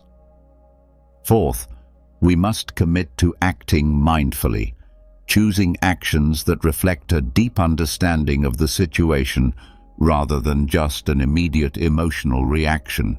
By learning to restrain our actions appropriately, we not only gain control over our emotions, but also develop the ability to face and overcome challenges calmly and effectively. This practice not only makes our own lives significantly better, but also helps us become the best version of ourselves, a resilient and steadfast person who can remain centered amidst the storms of life. The ninth principle centers on developing what Stoics call the power of acceptance, a transformative ability that can revolutionize how we experience difficult situations. Imagine you're on a long journey to an important destination and suddenly realize that you've become completely lost. Your initial reaction might naturally include anger at yourself, disappointment about the delay, and anxiety about reaching your destination on time. However, when applying the principle of acceptance, you begin to assess the situation with calmness and accept the reality that you are indeed lost. You come to understand that worrying excessively or allowing anger to consume you will not change your current reality or help you find your way. From this foundation of acceptance, you can begin to seek practical solutions, consulting a map, asking local people for directions, or using GPS technology to navigate back to your route. The important realization is that you always have the ability and freedom to choose how you will face any situation rather than being swept away by negative emotions that cloud your judgment. Here are 5 practical ways you can develop and practice the power of acceptance in your daily life. First, learn to recognize and accept your emotions when facing difficulties. Take a moment to honestly acknowledge the anger, sadness, or fear you feel, understanding that recognizing these emotions represents the crucial first step in accepting any challenging situation. Second, focus on understanding and analysis. Try to understand the root causes of problems and carefully consider which factors cannot be changed, as well as identifying what aspects remain within your control. This analysis helps you direct your energy more effectively. Third, practice redirecting your energy constructively. Instead of focusing on what you cannot change, which often leads to frustration and wasted effort, use your energy to focus on positive actions you can actually take to improve the situation. Fourth, seek meaning and learning opportunities in every challenge. Remember that every difficulty brings with it an opportunity to learn something valuable. Actively seek lessons from each situation and use them to develop yourself as a person. Fifth, practice gratitude consistently. In any circumstance, no matter how challenging, there is always something to be grateful for if you look carefully. Gratitude helps maintain perspective and allows you to see light even in the darkest situations. By applying the power of acceptance, you not only learn how to face challenges more effectively, but also discover sustainable peace and happiness in everyday life. This represents one of the most important and practical lessons that Stoic philosophy, as taught by Epictetus, offers to anyone seeking greater resilience and inner peace. The 10th and final principle involves learning to live according to nature, both external and internal. Epictetus believed that the key to living a genuinely happy and meaningful life lies in learning to live in complete harmony with nature. This includes not just the external natural world around us, but also the inner nature within ourselves, the true essence of each individual person that represents our highest potential. Epictetus emphasizes that living in harmony with nature not only helps us find lasting peace, but also enables us to realize and maximize our full potential as human beings. Living according to the fundamental laws of nature requires us to understand that every event and every situation in life has a reason for its existence, and we need to learn to accept them peacefully rather than fighting against the natural order of things. To become truly immune to the constant fluctuations of life, we need to train our minds to perceive clearly and accept everything that happens around us without losing our inner equilibrium. This doesn't mean giving up our agency or becoming indifferent to outcomes, but rather learning to accept reality as it is while finding happiness and fulfillment within the natural limitations that govern existence. Happiness, from the authentic Stoic perspective, is not about pursuing external pleasures or accumulating material possessions that fade away. Instead, true happiness comes from finding peace and deep satisfaction in simple things through living a conscious and self-aware life that aligns with our true essence as rational, virtuous beings. Living under the laws of nature according to Stoic philosophy represents not just a method for facing life's inevitable challenges, but also a clear path to genuine freedom and lasting happiness. By applying these principles consistently to daily life, we not only find sustainable peace within ourselves, but also become invulnerable to life's ups and downs, developing an unshakable foundation that allows us to thrive regardless of external circumstances. In the profound journey of exploring the philosophy of Epictetus and applying these 10 transformative Stoic principles to everyday life, we have traveled together through an inspiring and challenging path that has the power to completely transform how we experience existence. These lessons serve not just as guiding lights to help us navigate the inevitable storms of life, but also as a reliable source of strength to build a resilient soul that remains unshaken by anything the world might throw at us. However, the journey of self-improvement and philosophical development is never a solitary process that we must undertake alone. The wisdom contained in these principles becomes more powerful when shared and discussed with others who are also committed to growth and understanding. Every question, challenge, or success story represents a valuable source of inspiration that helps our community of learners grow and thrive together. Remember that every single day and every step forward leads toward meaningful self-improvement and contributes to creating a better world for ourselves and future generations. The path of Stoic wisdom is not always easy, but it is always worthwhile, leading to a life of greater peace, resilience, and authentic happiness that cannot be taken away by external circumstances. Imagine standing amidst the most violent storm nature can produce, yet feeling completely at peace within yourself. Picture yourself as an unshakable harbor where no external turbulence can penetrate your inner sanctuary. This extraordinary state of being represents the ultimate power of cultivating proper judgment and developing what the ancient Stoics called emotional invincibility against life's unforeseeable challenges and difficulties.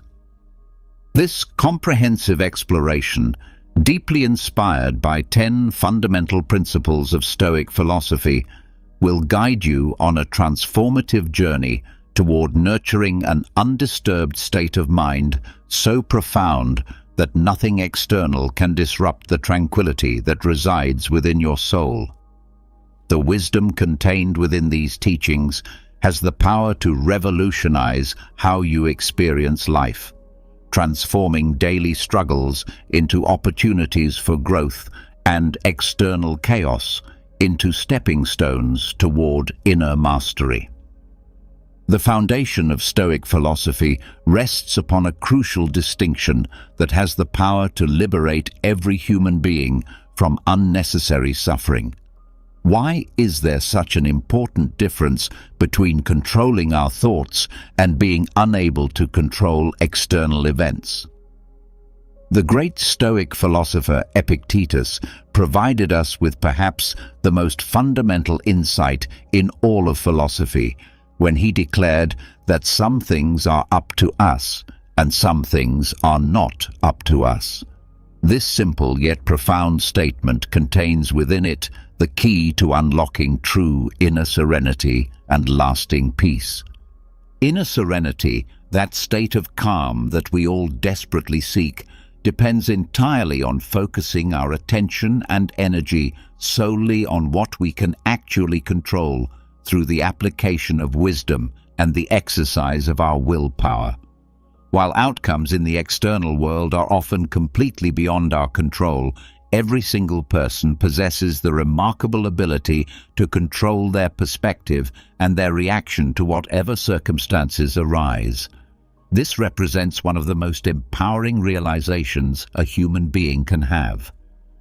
The core lessons of Stoicism help us realize that virtue represents the true essence of a good life, not the endless pursuit of fleeting desires and temporary pleasures that our culture constantly promotes.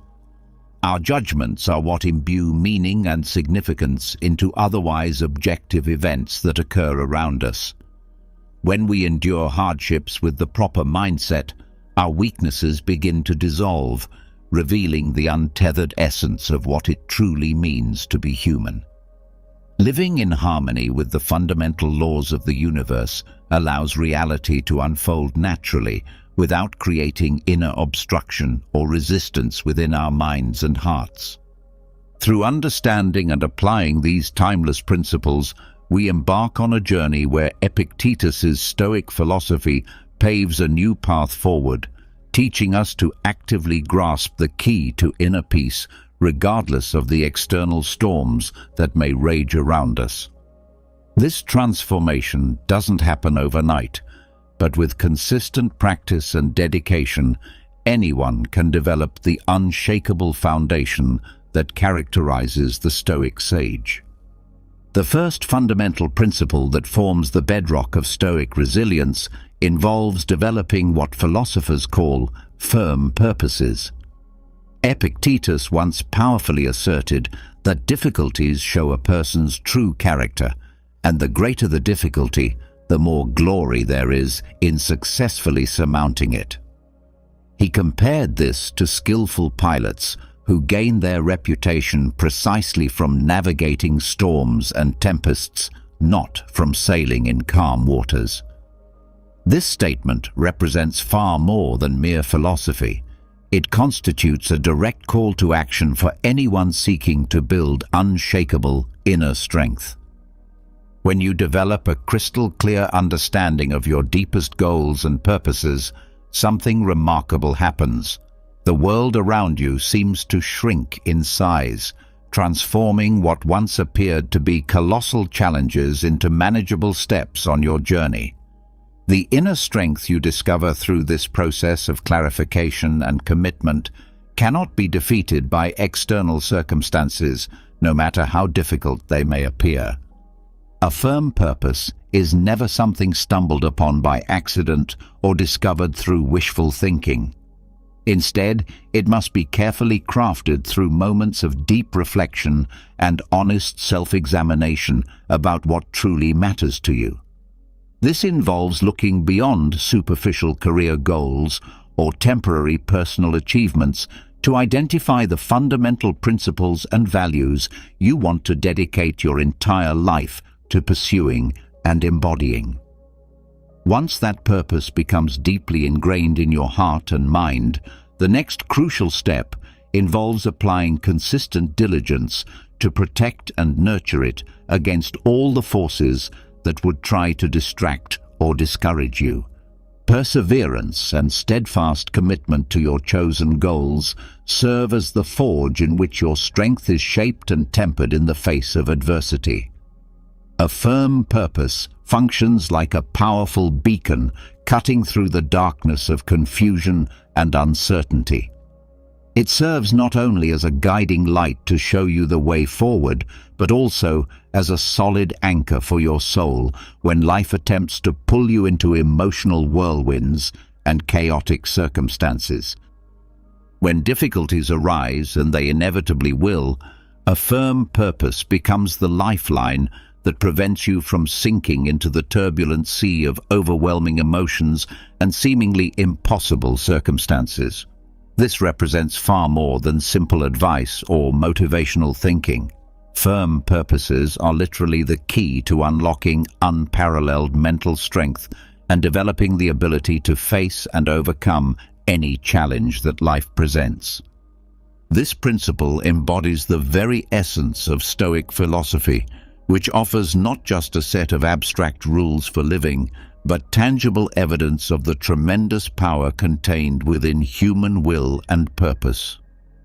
In the brilliant light of this philosophy, nothing becomes impossible, and nothing can shake the foundation of a truly resilient spirit that has been properly cultivated and developed. The second transformative principle challenges us to examine our relationship with mental sovereignty and self-control. Consider this thought-provoking question. Would you ever give your physical body to a complete stranger? You would never entertain the idea of handing over control of your body to someone completely unfamiliar and untrustworthy. So, why do we so easily allow our minds to be hijacked by random thoughts and the deceitful words of others? When we permit ourselves to be influenced by other people's opinions and judgments, we are essentially handing the key to our happiness and inner peace over to strangers who may not have our best interests at heart. Mind control represents not just a useful skill, but a refined art that requires patience, practice, and dedication to master. When someone offends us or says something hurtful, it's entirely natural to feel wounded and want to retaliate or defend ourselves. However, Stoicism teaches us a profound truth. Our emotions are actually the direct result of our thoughts and personal perspectives, not the external events themselves. This revolutionary understanding means we possess the incredible power to choose how we respond to any situation, regardless of how others behave toward us. Instead of allowing offense and hurt to overwhelm us and control our reactions, we can learn to consider each challenging interaction as a valuable opportunity to strengthen our patience and deepen our self-awareness. To cultivate this kind of discipline and self-control, we must start with developing consistent daily habits that reinforce our commitment to inner mastery.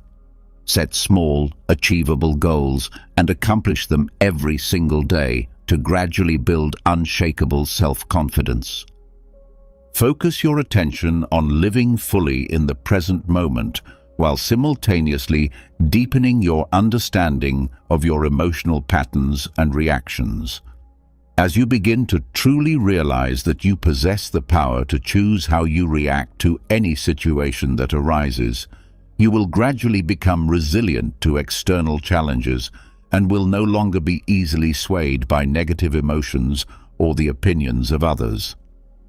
Consider the example of a dedicated baker who focuses every single day on improving their craft and developing their skills, paying absolutely no mind to excessive criticism or hollow praise from others.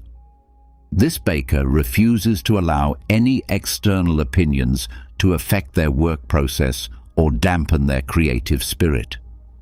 Through patient practice and consistent self-control, the baker not only dramatically improves their baking abilities, but also achieves true freedom and lasting inner peace, gracefully overcoming any criticism that comes their way.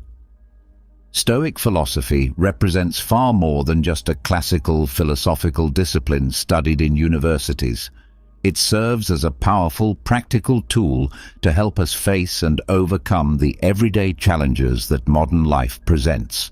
By learning to control our minds and handle our emotions with maturity and wisdom, we can achieve genuine peace and freedom even amidst a volatile and uncertain world filled with constant change and unpredictability.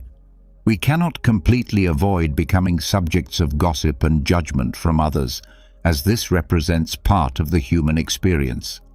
However, we can ask ourselves a crucial question. Does the weight of malicious words truly define who we are? Or is it our resilience and inner peace that ultimately determine our character and worth? Take a moment to relax and consider this deeply, as this inquiry opens up a pathway to soul freedom that exists when we are no longer bound by the opinions and judgments of others. The third principle addresses how we should respond when others speak ill of us or attack our character. Epictetus wisely taught that we cannot control the opinions or actions of other people, but we can absolutely control how we choose to react to them. In our modern world, this wisdom can be understood as accepting that everyone carries their own perspectives and values, and they may not always agree with us or act in ways we expect or approve of.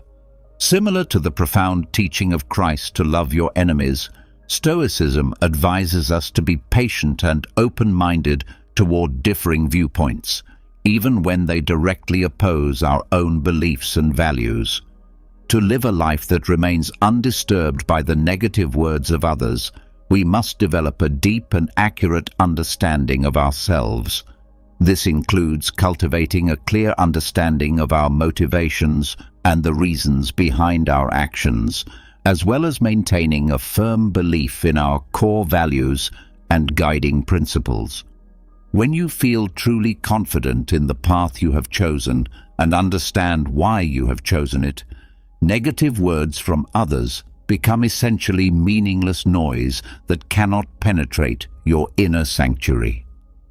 To face insults or disagreements without allowing them to affect our emotional equilibrium, we need to develop genuine patience and practiced gentleness. Patience allows us to maintain our calmness and avoid reacting hastily or negatively, while gentleness helps us maintain good relationships with others, even when they disagree with us or speak against us. Illustrative examples can be drawn from the lives of saints and ascetics throughout history who faced terrible harm and vicious insults with remarkable patience and kindness, always holding fast to their chosen spiritual path regardless of external opposition. When we focus our energy on personal growth and building resilience in the face of challenges, we not only improve our own lives dramatically, but also inspire and uplift those around us through our example. Remember that true power never comes from controlling what others think or say about us, which is ultimately impossible anyway. Instead, real power emerges from our ability to control how we allow those external things to affect our inner state and our commitment to our chosen path. Your response to negativity and criticism reveals far more about your character than the original words ever could. The fourth principle focuses on dealing with insults and offense in a way that transforms these challenging experiences into opportunities for growth. Epictetus, speaking with a firm and wise tone, emphasized that what really frightens and dismays us is not external events themselves, but rather the way in which we think about and interpret those events. This means that when someone offends you or says something hurtful, it's not actually their words that cause you pain, but rather how you perceive and react to those words that determines their ultimate impact on your soul and emotional well-being. Imagine yourself in an important business meeting where you express a carefully considered opinion, only to have a colleague strongly oppose it and perhaps even criticize you personally in front of others. Instead of reacting emotionally with anger or defensiveness, you can pause for a moment, take a deep breath, and ask yourself a transformative question. Is this an opportunity for me to consider this issue from a different perspective that I might not have considered before? In taking this approach, you not only maintain your composure and professional dignity, but also broaden your outlook and demonstrate emotional maturity. Consider another situation where you're having a conversation with a close friend and suddenly find yourself being criticized for a personal decision you've made. Instead of feeling hurt and becoming defensive, you can take time to reflect thoughtfully on that criticism.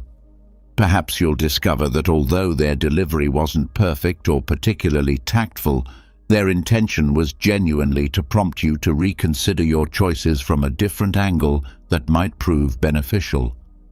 This represents the valuable skill of finding light in the darkness, an ability that Stoicism encourages us to develop and practice consistently. Through applying this lesson, we learn not only how to endure offense or hurt without being damaged by it, but also how to transform these potentially negative experiences into stepping stones for meaningful personal growth and increased wisdom. The key to this transformation lies entirely in how you choose to face and interpret challenging situations. Strength, according to Stoic philosophy, doesn't come from avoiding difficulties or running away from conflict, but from knowing how to embrace challenges and overcome them with grace and wisdom.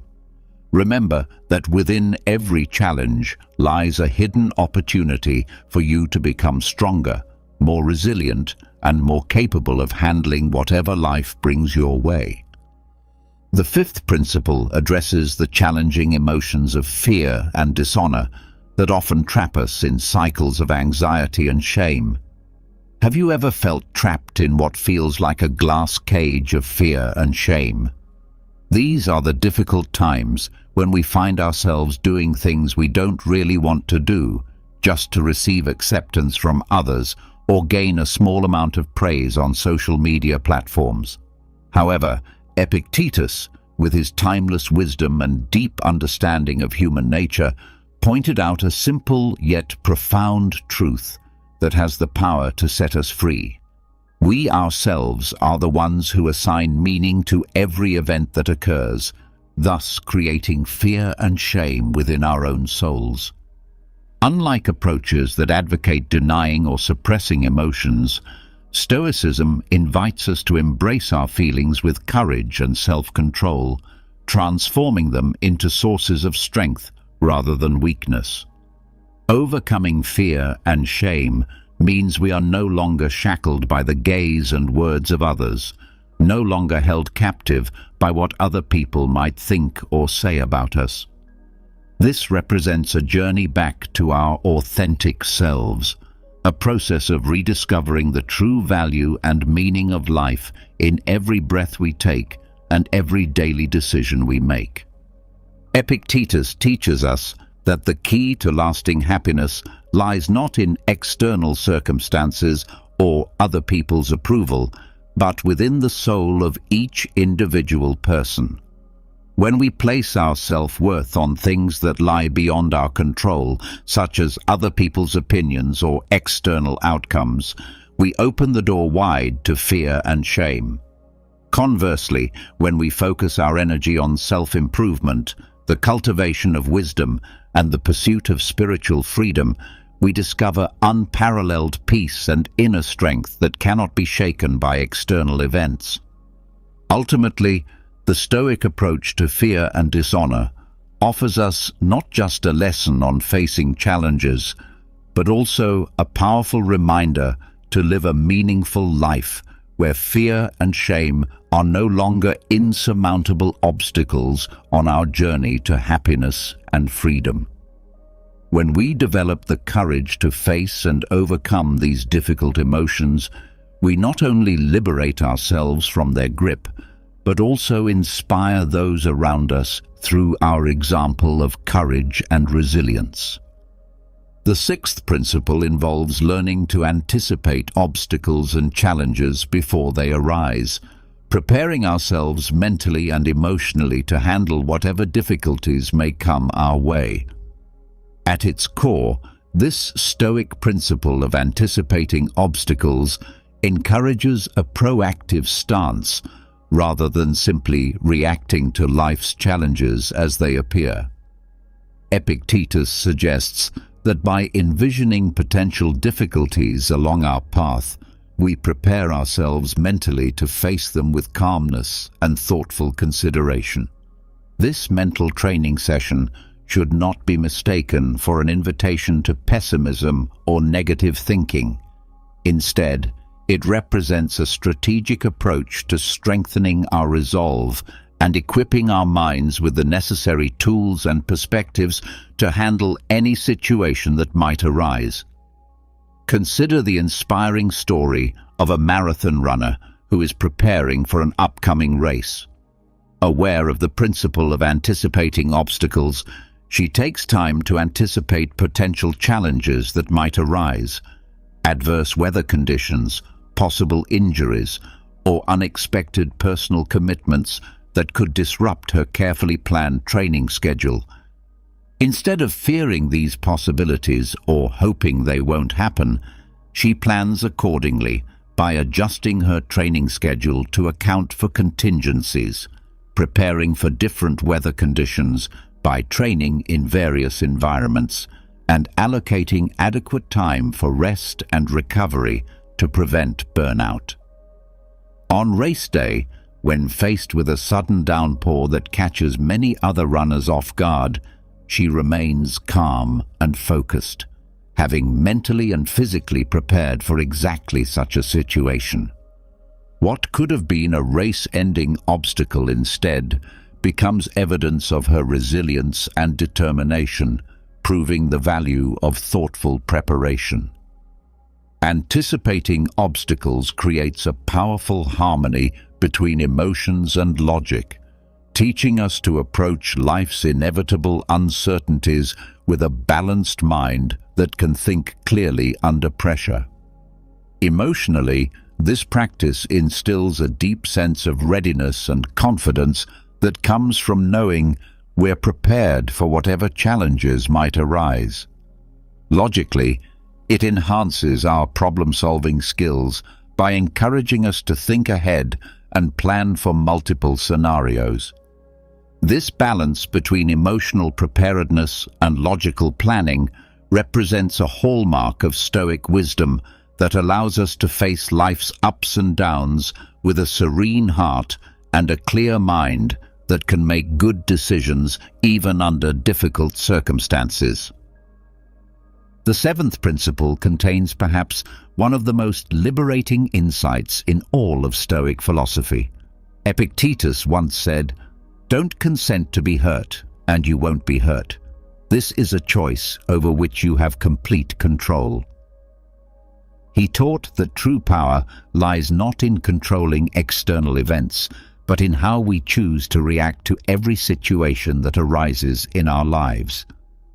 This perspective opens up a completely new path to liberation, offering us a revolutionary way of viewing how we accept and confront challenges and suffering in our daily experience.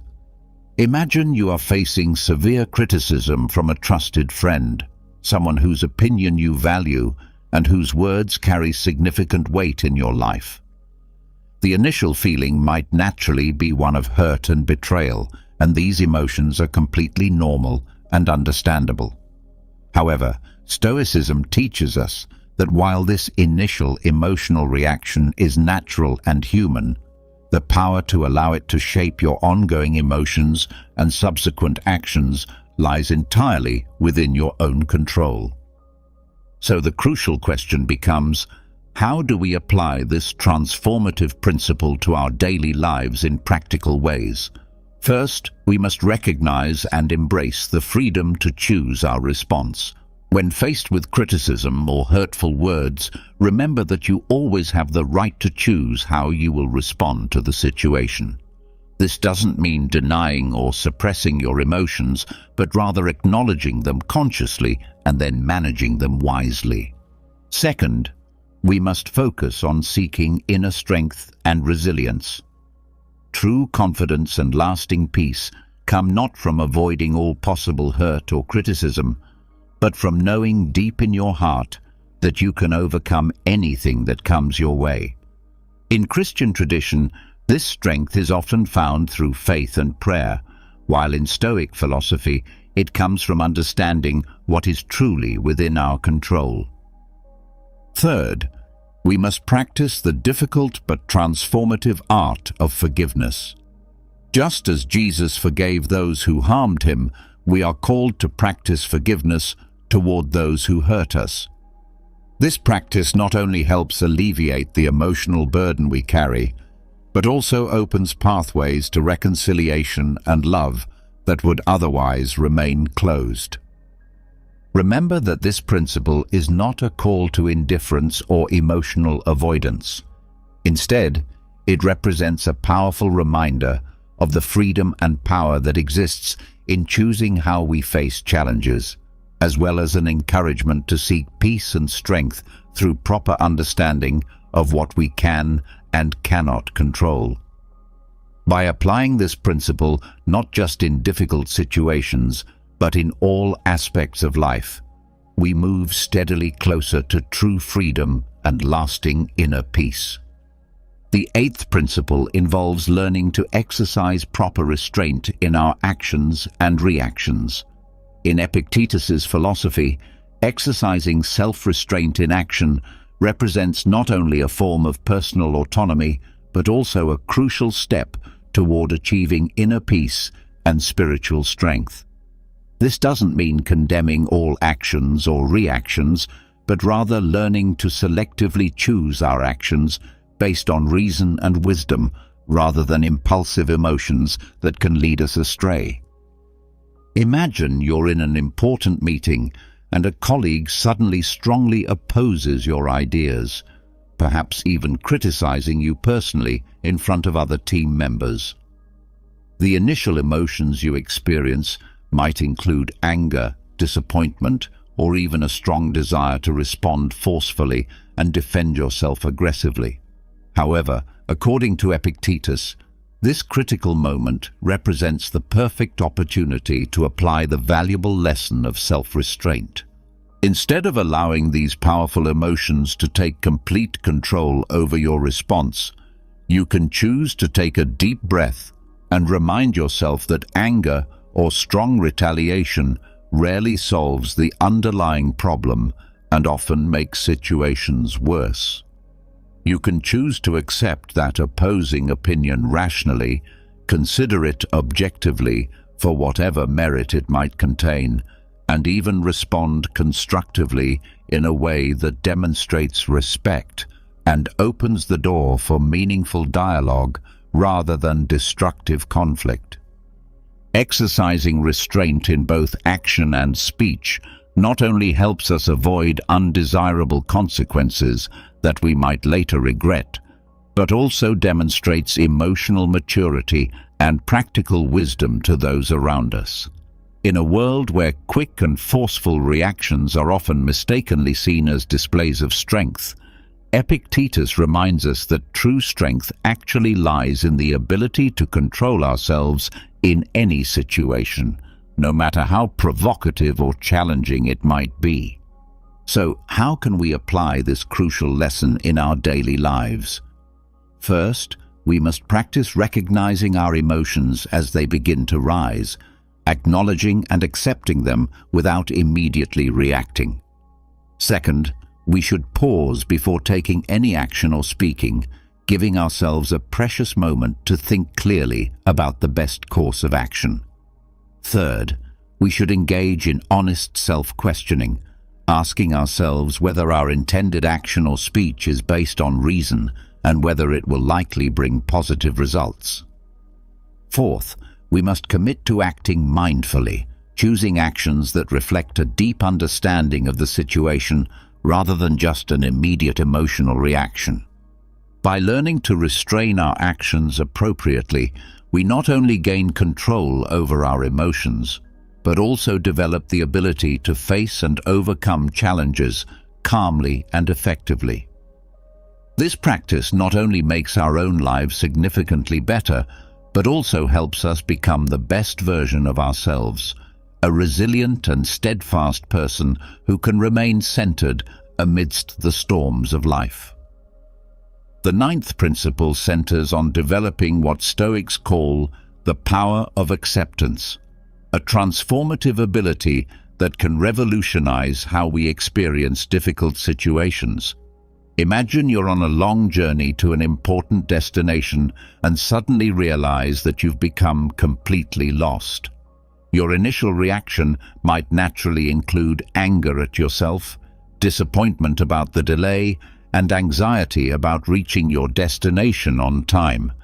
However, when applying the principle of acceptance, you begin to assess the situation with calmness and accept the reality that you are indeed lost. You come to understand that worrying excessively or allowing anger to consume you will not change your current reality or help you find your way. From this foundation of acceptance, you can begin to seek practical solutions, consulting a map, asking local people for directions, or using GPS technology to navigate back to your route. The important realization is that you always have the ability and freedom to choose how you will face any situation, rather than being swept away by negative emotions that cloud your judgment. Here are 5 practical ways you can develop and practice the power of acceptance in your daily life. First, learn to recognize and accept your emotions when facing difficulties. Take a moment to honestly acknowledge the anger, sadness, or fear you feel, understanding that recognizing these emotions represents the crucial first step in accepting any challenging situation. Second, focus on understanding and analysis. Try to understand the root causes of problems and carefully consider which factors cannot be changed, as well as identifying what aspects remain within your control. This analysis helps you direct your energy more effectively. Third, practice redirecting your energy constructively. Instead of focusing on what you cannot change, which often leads to frustration and wasted effort, use your energy to focus on positive actions you can actually take to improve the situation. Fourth, seek meaning and learning opportunities in every challenge.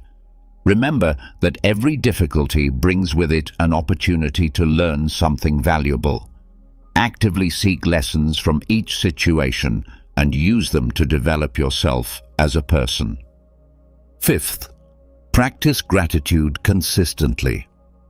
In any circumstance, no matter how challenging, there is always something to be grateful for if you look carefully. Gratitude helps maintain perspective and allows you to see light even in the darkest situations. By applying the power of acceptance, you not only learn how to face challenges more effectively, but also discover sustainable peace and happiness in everyday life. This represents one of the most important and practical lessons that Stoic philosophy, as taught by Epictetus, offers to anyone seeking greater resilience and inner peace. The 10th and final principle involves learning to live according to nature, both external and internal. Epictetus believed that the key to living a genuinely happy and meaningful life lies in learning to live in complete harmony with nature. This includes not just the external natural world around us, but also the inner nature within ourselves, the true essence of each individual person that represents our highest potential. Epictetus emphasizes that living in harmony with nature not only helps us find lasting peace, but also enables us to realize and maximize our full potential as human beings.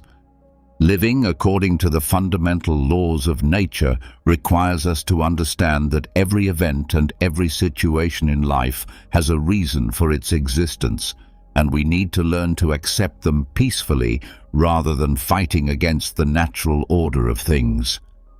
To become truly immune to the constant fluctuations of life, we need to train our minds to perceive clearly and accept everything that happens around us without losing our inner equilibrium. This doesn't mean giving up our agency or becoming indifferent to outcomes, but rather learning to accept reality as it is while finding happiness and fulfillment within the natural limitations that govern existence. Happiness, from the authentic Stoic perspective, is not about pursuing external pleasures or accumulating material possessions that fade away. Instead, true happiness comes from finding peace and deep satisfaction in simple things through living a conscious and self-aware life that aligns with our true essence as rational, virtuous beings. Living under the laws of nature according to Stoic philosophy represents not just a method for facing life's inevitable challenges, but also a clear path to genuine freedom and lasting happiness.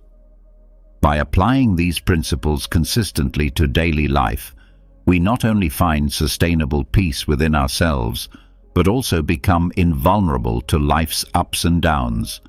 developing an unshakable foundation that allows us to thrive regardless of external circumstances. In the profound journey of exploring the philosophy of Epictetus and applying these 10 transformative Stoic principles to everyday life, we have traveled together through an inspiring and challenging path that has the power to completely transform how we experience existence. These lessons serve not just as guiding lights to help us navigate the inevitable storms of life, but also as a reliable source of strength to build a resilient soul that remains unshaken by anything the world might throw at us. However, the journey of self-improvement and philosophical development is never a solitary process that we must undertake alone. The wisdom contained in these principles becomes more powerful when shared and discussed with others who are also committed to growth and understanding. Every question, challenge, or success story represents a valuable source of inspiration that helps our community of learners grow and thrive together. Remember that every single day and every step forward leads toward meaningful self-improvement and contributes to creating a better world for ourselves and future generations. The path of Stoic wisdom is not always easy, but it is always worthwhile, leading to a life of greater peace, resilience, and authentic happiness that cannot be taken away by external circumstances. Have you ever found yourself wondering what it truly takes to live a genuinely happy and fulfilling life? You're certainly not alone in this quest. In our modern world, which seems obsessed with endlessly chasing goals, accumulating material possessions, and seeking validation from other people, it becomes remarkably easy to lose sight of the fundamental basics of human contentment and well-being. Everyone talks constantly about happiness and the pursuit of it, but who actually provides you with practical, actionable guidance on how to achieve it without selling you some false dream or unrealistic expectation? Today, we're going to cut through all the noise, confusion, and contradictory advice to share what both cutting-edge psychology research and timeless Stoic philosophy can teach us about the nature of genuine happiness and life satisfaction. Here's a spoiler alert that might surprise you. True happiness is often found in the seemingly small everyday things that we routinely ignore, dismiss, or take for granted. The path to a fulfilling life involves learning to laugh more freely, spending meaningful time connecting with the natural world around us, developing the discipline to wake up early and start each day with intention, and perhaps most importantly, in our hyper-connected age, learning to turn off our phones and electronic devices once in a while to truly experience the present moment. Let me begin by sharing a story that beautifully frames the wisdom contained in today's exploration of happiness and the good life. There was once a young man named Mark who lived in a peaceful, quiet valley surrounded by rolling hills and flowing streams. Even though he possessed plenty of material possessions and his life appeared perfect and enviable from the outside perspective of his neighbors and acquaintances, he consistently felt like something crucial was missing from his existence. The nagging sense of incompleteness followed him through his daily routines and kept him awake at night, wondering what more he needed to find true satisfaction. One day, feeling particularly restless and dissatisfied, Mark made the life-changing decision to embark on a journey of discovery to uncover the genuine secret to living a happy, meaningful life. Along his travels through different towns and landscapes, he encountered a wise old man who lived simply in a small, modest cabin situated on a peaceful hill overlooking the valley below. After spending hours in deep conversation, sharing stories and exploring life's big questions together, The old man offered Mark 3 essential pieces of advice that would fundamentally transform his understanding of happiness and contentment. The wise elder explained that to be truly happy, you don't need more material possessions, greater power, or external validation from others. Instead, there are 3 simple but profound practices you need to cultivate and integrate into your daily life: gratitude, acceptance, and love. Mark listened carefully, initially puzzled by the apparent simplicity of this advice, as he had expected something more complex or revolutionary. The old man continued with patient wisdom, explaining that gratitude represents the foundational first principle. If you cannot appreciate and feel thankful for what you already possess in your life right now, you will never experience true abundance, no matter how much you acquire in the future. Being genuinely thankful for every small moment, every breath you take, every experience both positive and challenging, creates the emotional foundation for lasting contentment. The second principle, acceptance, involves recognizing that life will always contain inevitable ups and downs, unexpected challenges, and circumstances beyond your direct control. When you learn to accept things as they naturally are, without constantly trying to manipulate, control, or change everything according to your personal preferences, you discover a profound sense of peace that exists even in the midst of chaos and uncertainty. The third and final principle centers on love in its broadest and most encompassing sense. This means learning to love what you do for work and recreation, developing genuine affection and appreciation for the people who surround you in your daily life, and perhaps most importantly and challengingly, learning to love and accept yourself with all your imperfections, struggles, and human limitations. Only when your heart becomes genuinely full of love in these various dimensions can you authentically radiate happiness to others and receive it back from the world around you.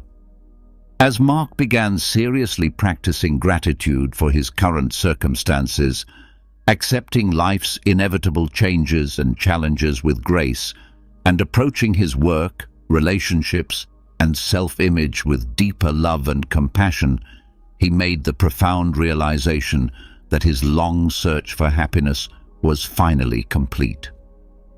The happiness he had been desperately seeking wasn't something he needed to find in external places, achievements, or other people, but rather something he needed to cultivate, nurture, and develop from within his own heart and mind. When Mark returned to his friends and neighbors in the valley, they immediately noticed a remarkable transformation in his demeanor, energy, and overall presence. When they curiously asked him about the secret to his obvious transformation and newfound sense of peace and joy, Mark simply replied with gentle wisdom, "Happiness isn't a final destination that you arrive at after achieving certain goals or acquiring specific things. Instead, happiness is the journey itself, the daily practice of living with conscious intention. If you commit to living each day with genuine gratitude for what you have, acceptance of what you cannot change, and love for yourself and others, you'll gradually discover that happiness has been available within you all along, waiting to be recognized and cultivated." This story perfectly illustrates one of the most fundamental insights about human happiness that both ancient wisdom traditions and modern psychological research consistently validate. True contentment and joy come not from external circumstances, achievements, or possessions, but from our internal attitudes, practices, and ways of engaging with the world around us. One of the most underrated yet powerful tools for enhancing happiness and well-being is the simple act of laughing more frequently and finding humor in daily situations. You may have noticed how we often unconsciously make life much more complicated, serious, and stressful than it actually needs to be. We treat almost everything with extreme seriousness, as if there's some kind of global competition for who can maintain the most worried, concerned, or frustrated expression throughout the day. We become so completely absorbed in our daily responsibilities, chronic stresses, and ongoing struggles that we forget one of the most basic human needs: the need to let go, relax, and find genuine amusement in the absurdities and ironies of existence. The ancient Stoic philosophers, who were the original masters of maintaining inner calm and emotional equilibrium under intense pressure, understood something profound about the role of lightness and humor in human life.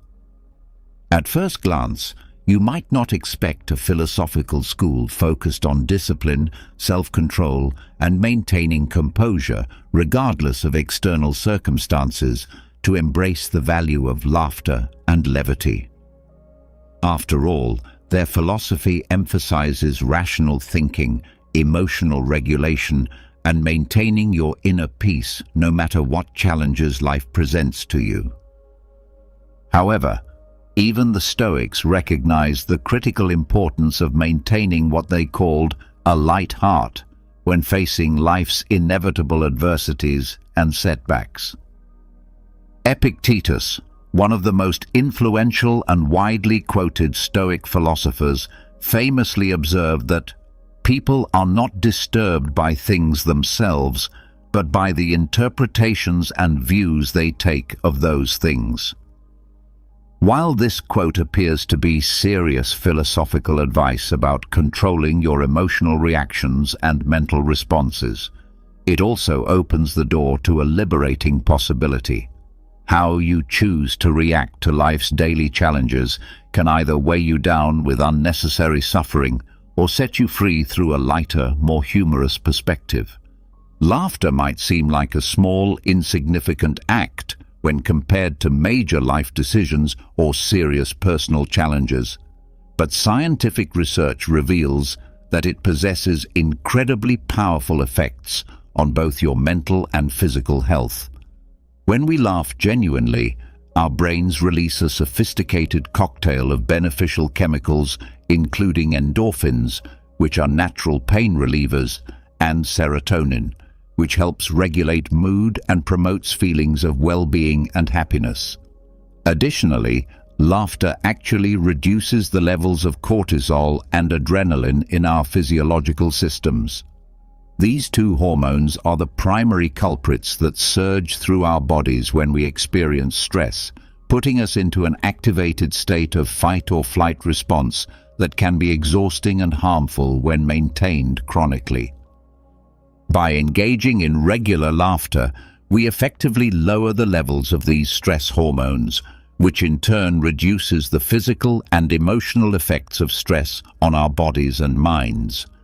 In many ways, laughter functions like hitting a reset button on our nervous system, helping us calm down, feel more in control of our circumstances, and even improving the quality of our sleep and overall physical health.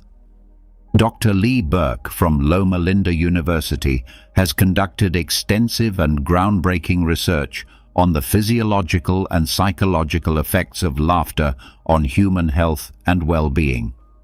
His findings reveal truly amazing results. Laughter works as a completely natural stress reliever that requires no medication, special equipment, or expensive treatments. His studies consistently demonstrate that even just a few minutes of genuine, heartfelt laughter can measurably lower blood pressure, boost immune system function, and significantly reduce the production of stress hormones throughout the body. In other words, laughter isn't merely a quick, temporary fix for improving a bad mood or momentary disappointment, but rather represents a legitimate long-term strategy for protecting and enhancing both your mental and physical health. But what if you're going through a particularly difficult period and don't feel like laughing? What if the pressures, responsibilities, and challenges of daily life make it genuinely hard to find joy, amusement, or humor in anything? This is precisely where the practical wisdom of Stoic philosophy becomes especially valuable and applicable. Stoicism teaches us that while we cannot always control the external events, circumstances, and challenges that occur in our lives, we always retain complete control over how we choose to respond to and interpret those events. Choosing to look for humor and opportunities to laugh, even during tough and challenging situations, represents a form of personal control and emotional sovereignty. It's a conscious, intentional decision to search for the lighter side of life's experiences, to refuse to let hardships and difficulties completely drag down your spirits and outlook. This doesn't mean being insensitive to real problems or pretending that serious challenges don't exist, but rather maintaining enough perspective to find moments of levity and lightness even during difficult times. The remarkable thing about laughter is that it doesn't require you to have a naturally great sense of humor or comedic timing to benefit from its positive effects. Scientific research has shown that even forced or artificial laughter, such as what's practiced in laughter yoga classes or therapeutic laughter sessions, can produce many of the same positive effects on the brain and body as spontaneous, natural laughter. In one particularly striking study published in the Journal of Alternative and Complementary Medicine, cancer patients who participated in structured laughter therapy sessions reported feeling significantly less depressed, more hopeful about their future, and better equipped emotionally and mentally to face their ongoing medical challenges. Think about the profound implications of this research for a moment. People who were going through one of the most difficult and frightening battles of their entire lives found genuine relief, strength, and renewed hope through the practice of intentional laughter. If individuals facing such serious health challenges can discover benefits from incorporating more laughter into their daily experience, then certainly anyone can find ways to benefit from this simple but powerful practice. The practice of spending meaningful time outside and connecting with the natural world represents another fundamental but often overlooked component of living a happy, balanced life.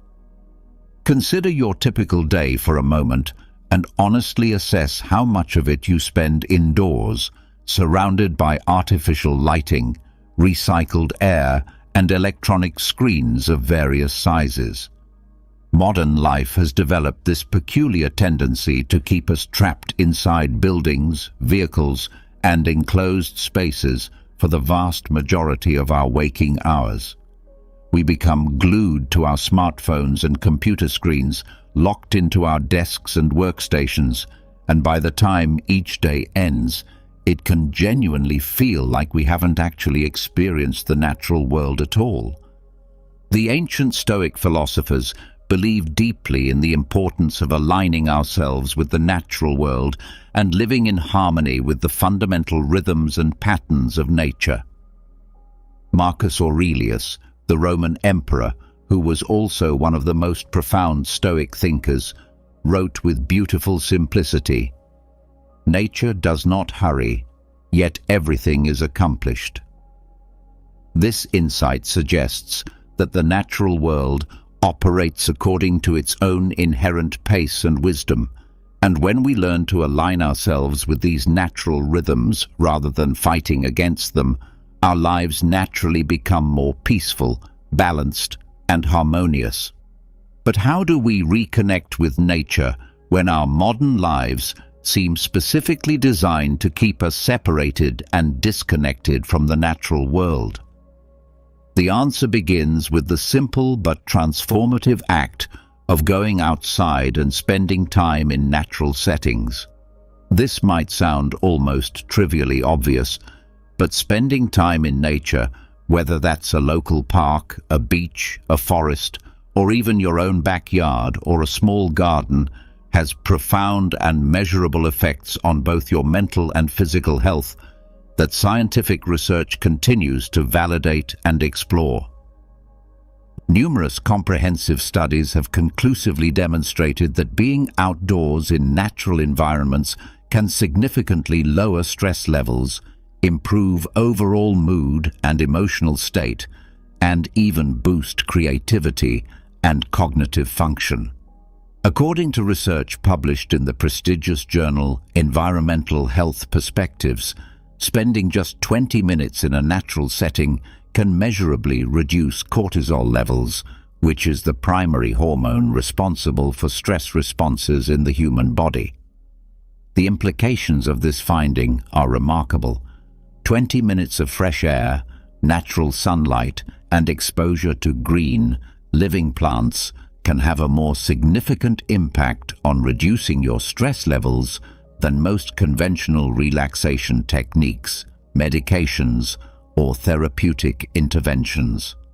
This connection between nature exposure and human well-being helps explain why people who live near parks, forests, or other natural areas consistently tend to be healthier both physically and mentally, and report significantly higher levels of happiness and life satisfaction compared to those who live in more urban, concrete-dominated environments without easy access to green spaces. The concept of what the Japanese call forest bathing provides an excellent example of how different cultures have recognized and formalized the healing power of nature connection. Forest bathing doesn't necessarily require hiking, camping, or any strenuous outdoor activities. Instead, it simply involves the practice of spending mindful, intentional time surrounded by trees and natural environments for the purpose of improving health and overall well-being. Scientific studies examining forest bathing have found that this practice can measurably lower blood pressure, improve immune system function, increase energy levels, and promote better sleep quality. The remarkable thing about these benefits is that you don't actually need access to a pristine, untouched forest to experience them. The same fundamental principles and physiological benefits apply when you're simply surrounded by trees, plants, or other natural elements like flowing water, natural stone formations, or even just wind and open sky. When was the last time you felt a genuine, deep connection to the earth and the natural world around you? When did you last deliberately feel the breeze on your face, listen mindfully to the rustling of leaves in the wind, or take a moment to smell freshly cut grass or blooming flowers? These experiences might seem small and insignificant when compared to the major concerns and responsibilities of adult life, but they can actually have a profound impact on your mood, stress levels, and overall sense of well-being and life satisfaction. Nature has this remarkable ability to ground us in the present moment and remind us of the bigger picture that exists beyond our immediate concerns and daily worries. It helps put our problems and stresses into proper perspective by connecting us to something larger, older, and more enduring than our temporary challenges. After all, how overwhelming can your current problems seem when you're standing next to a towering tree that has been alive and thriving for hundreds of years, or when you're watching waves that have been flowing in similar patterns for millennia? Becoming what many people call a morning person represents another powerful strategy for enhancing happiness and life satisfaction, though it's important to understand what this actually means beyond simply waking up earlier. Let's be completely honest about this. Mornings definitely don't have the best reputation among many people. For a significant portion of the population, waking up early feels like a form of cruel and unusual punishment. The alarm clock blares mercilessly, pulling you out of the warmth and comfort of your bed, and all you can think about is how much you'd rather hit the snooze button and sleep for several more hours. Who can blame you for feeling this way? Modern life has conditioned many of us to stay up late, binge-watch television shows, scroll through social media, and squeeze every last bit of relaxation and entertainment out of the nighttime hours before reluctantly going to sleep. But what if the secret to greater happiness, improved health, and enhanced well-being could be found in making the shift toward becoming someone who genuinely enjoys and benefits from waking up early and starting each day with intention and purpose? The good news is that becoming a morning person is much more about developing consistent habits and mindset shifts than it is about genetics or natural personality traits. Once you make this transition and give your body and mind time to adapt to a new rhythm, the benefits become genuinely undeniable and life-changing. The Stoic philosophers, who place tremendous emphasis on self-discipline, personal responsibility, and controlling what is within your power to control, understood intuitively the value of starting each day early and with clear intention. Marcus Aurelius himself wrote with characteristic wisdom, "At dawn, when you have trouble getting out of bed, tell yourself, 'I have to go to work as a human being. What do I have to complain about if I'm going to do what I was born for, the things I was brought into the world to do?'" This Stoic perspective highlights a profound truth about mornings. They're not simply about dragging yourself out of bed to face another day filled with obligations, responsibilities, and challenges. Instead, mornings represent a daily opportunity to embrace your purpose, take control of your day rather than letting the day control you, and start each 24-hour period with clarity, intention, and a sense of personal agency. The practice of filling your days with meaningful, purposeful plans represents another crucial component of living a satisfying and fulfilling life. Have you ever noticed how dramatically different days can feel in terms of how time passes and how satisfied you feel at the end of them?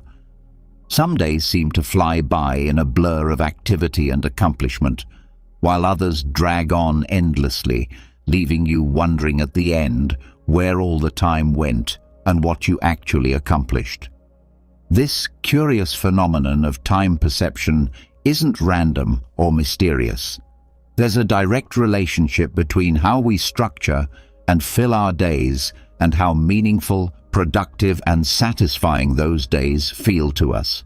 We've all experienced those lazy weekends where we had absolutely nothing planned or structured, and by Sunday evening we're left with a vague sense of dissatisfaction, wondering how 48 hours could have passed with so little to show for it. On the other hand, days that are thoughtfully packed with meaningful activities, clear goals, and purposeful plans often feel more fulfilling and satisfying, as if we've truly made the most of the precious time we've been given. The key insight here is that it's not simply about staying busy for the sake of being busy or filling every moment with frantic activity. Instead, it's about filling your days with purposeful, meaningful plans and activities that add genuine value to your life and move you closer to your important goals and values. The ancient Stoic philosophers had profound insights about the nature of time and how we should approach using it wisely. Seneca, one of the most eloquent and practical Stoic writers, warned repeatedly about the dangers of wasting time and letting precious days slip by without intention or purpose. In his influential essay on the shortness of life, he wrote with characteristic clarity, "It is not that we have a short time to live, but that we waste a lot of it." This observation captures a fundamental truth about human life and happiness. Time itself isn't necessarily the limiting factor in living a satisfying life. Instead, the problem lies in how we choose to use the time we have available to us. The Stoics believed that time was one of our most valuable and irreplaceable resources, and that we should approach it with the same care and intentionality that we would apply to managing any other precious commodity. The practice of refusing to give up on the things you genuinely love and feel passionate about represents another essential element of living a happy and fulfilling life. How many times have you seriously considered abandoning something you once loved simply because it became difficult, challenging, or temporarily frustrating? Perhaps it was a hobby that brought you joy, a creative project that once excited and inspired you, or even a career path that initially made you feel enthusiastic and purposeful about your future. Somewhere along the way, though, things inevitably became more challenging and demanding. Life became busier and more complicated. Progress felt slower than you had hoped or expected, and you began wondering whether it was really worth the continued effort, time, and energy required to keep going. The temptation to simply give up and move on to something easier or more immediately gratifying can become overwhelming during these periods of difficulty or apparent stagnation. However, abandoning the things you genuinely love and feel passionate about doesn't just mean giving up on a particular activity, skill, or pursuit.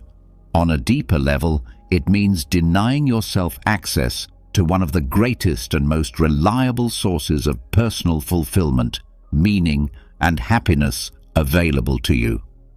The Stoic philosophers had extensive wisdom to share about perseverance, persistence, and continuing to pursue what matters to you even when the path becomes difficult or uncertain. This emphasis on persistence makes complete sense when you consider that the Stoics believed life was naturally full of challenges, obstacles, setbacks, and unexpected difficulties.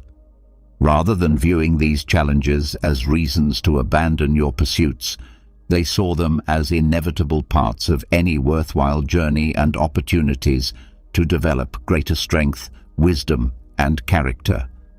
Seneca captured this perspective beautifully when he wrote, "It is not because things are difficult that we do not dare. It is because we do not dare that things are difficult." This insight reveals a profound truth about human psychology and the nature of achievement. Often, the things we love and want to pursue seem impossible or overwhelming, not because they're objectively too difficult, but because we approach them with hesitation, self-doubt, or a lack of commitment to seeing them through regardless of temporary setbacks. The practice of deliberately choosing kindness in your daily interactions with others represents another powerful tool for enhancing both your own happiness and the well-being of everyone around you. In a world where it often feels like everyone is rushing around stressed out, focused primarily on their own immediate concerns, or too distracted by their devices and responsibilities to really connect with other people, kindness can sometimes seem like an outdated or naive concept. It becomes easy to overlook or underestimate the tremendous power contained in a kind word, a simple gesture of consideration, or just taking a moment to truly connect with another human being. However, the truth that both ancient wisdom and modern psychology consistently validate is that kindness represents one of the most powerful tools we have available for improving not only the lives of others, but also our own sense of purpose, connection, and happiness. While individual acts of kindness might seem small or insignificant when compared to major life decisions or large-scale problems, choosing to be consistently kind can create a profound positive impact on your own well-being and your ability to navigate the world with greater ease, joy, and satisfaction. The Stoic philosophers were profound believers in the transformative power of kindness, though they understood it not as mere sentimentality or people-pleasing, but as a fundamental expression of wisdom and strength. They recognize that while we cannot control the actions, attitudes, or responses of other people, we always retain complete control over how we choose to treat others and respond to the various situations that arise in our daily lives. The practice of saying yes more often to new opportunities, experiences, and invitations represents another crucial strategy for creating a more adventurous, growth-oriented, and ultimately satisfying life. How frequently do you find yourself automatically saying no to life's possibilities and opportunities? It's remarkably easy to get trapped in the comfortable routines and familiar patterns of daily existence, automatically turning down invitations or opportunities simply because they require us to step outside our established comfort zones or try something unfamiliar and potentially challenging. Perhaps you've been invited to a social gathering but would prefer to stay home in familiar surroundings. Or maybe you've been offered a new project or responsibility at work that feels like it might be too much of a challenge or require you to develop new skills. While there's absolutely nothing wrong with setting appropriate boundaries and taking care of your own needs and energy levels, constantly defaulting to no might actually be closing doors to experiences that could bring significant joy, personal growth, and a renewed sense of adventure into your life. The ancient Stoic philosophers didn't shy away from challenges, new experiences, or unfamiliar territories. They believed that life was meant to be lived fully and completely, and that genuine growth and development as a human being often requires stepping into unknown situations and embracing uncertainty rather than always seeking safety and predictability. The simple but transformative practice of occasionally turning off your phone and disconnecting from the constant stream of digital information and communication represents another essential tool for reclaiming your happiness and well-being in our hyper-connected modern world. How often do you find yourself unconsciously glued to your smartphone, tablet, or computer screen throughout the day? You might start by checking emails or social media for just a moment, but before you realize what's happening, hours have mysteriously passed and you've barely noticed the actual world around you. In today's hyper-connected digital environment, our electronic devices have essentially become extensions of ourselves, constant companions that we reach for automatically whenever we feel bored, anxious, curious, or even just slightly uncomfortable with silence or solitude. While technology undoubtedly brings countless benefits, conveniences, and opportunities for connection and learning, the constant stream of notifications, messages, updates, and digital distractions can rob us of something far more valuable and irreplaceable: our ability to be fully present in the current moment and genuinely connect with the world and people immediately around us. The simple act of intentionally turning off your phone for designated periods can be a radical yet highly effective way to reclaim your time, restore your focus, and significantly improve your overall sense of well-being and life satisfaction.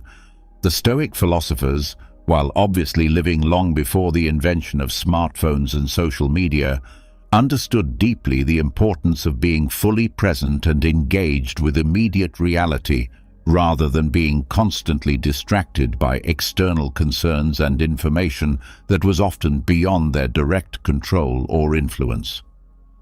The journey toward genuine happiness and life satisfaction ultimately involves integrating all of these practices and perspectives into a coherent approach to daily living that honors both ancient wisdom and modern scientific understanding. The path to authentic well-being isn't found in any single technique, practice, or philosophy, but rather in the thoughtful combination of multiple approaches that work together to create a more balanced, intentional, and ultimately fulfilling way of engaging with life. Each of these practices, from laughing more and connecting with nature to developing morning routines and practicing kindness, represents a different facet of what the Stoics understood to be the art of living well. They're not separate, isolated techniques, but interconnected elements of a comprehensive approach to human flourishing that has been tested and validated across centuries of human experience and is now being confirmed by contemporary research in psychology, neuroscience, and well-being studies. The beauty of this approach to happiness is that it's entirely practical and accessible to anyone, regardless of their current circumstances, background, or resources. You don't need to make dramatic life changes, spend significant amounts of money, or wait for perfect conditions to begin implementing these practices in your daily life. Instead, you can start exactly where you are right now, with whatever time and energy you have available, and gradually build these habits and perspectives into a more satisfying and meaningful way of living. Have you ever experienced that puzzling phenomenon where the harder you try to control your life, the more chaotic and unpredictable it seems to become? You make detailed plans, force outcomes, push against resistance, and yet everything appears to fall apart despite your best efforts. But what if the secret to true power and lasting success doesn't lie in rigid control, but rather in cultivating an unshakable sense of inner calm that allows you to navigate any storm with grace and wisdom? This isn't merely pretty theory or empty philosophical concepts. These are real, time-tested strategies that have been refined and proven effective for centuries by the ancient Stoic philosophers, and they possess the transformative power to completely revolutionize the way you think, act, and respond to life's inevitable challenges. The principles we're about to explore can fundamentally change your relationship with stress, uncertainty, and adversity, turning these apparent obstacles into stepping stones toward greater success and fulfillment. Before diving into these life-changing concepts, let me share with you the extraordinary story of James Stockdale, a man who endured one of the most brutal trials any human being could face, and who, through his profound understanding of Stoic philosophy and his ability to maintain inner calm, managed not only to survive, but to emerge stronger and more resilient than ever before. James Stockdale was a highly trained United States Navy pilot, a man who had developed absolute mastery over his aircraft, his missions, and his decision-making processes. He was someone who lived in a world of precision, control, and calculated risk. Until one fateful day during the Vietnam War, when everything he thought he could control was suddenly and violently stripped away from him in a matter of seconds. His plane was shot down over enemy territory. There was no time for careful planning or strategic thinking, only the immediate reality of impact, free fall, and the desperate struggle for survival as he ejected with his parachute. Before he even touched the ground, he knew with terrible certainty what awaited him, because he wasn't landing in friendly territory. He was falling directly into the hands of his enemies. They captured him immediately, beat him mercilessly, and dragged him like he was nothing more than a piece of meat that had fallen from the sky. When he arrived at the prisoner of war camp, his real test began in earnest. They chained him up, subjected him to systematic torture, and left him in complete isolation for days on end, with no contact with the outside world or even other prisoners. 7 years.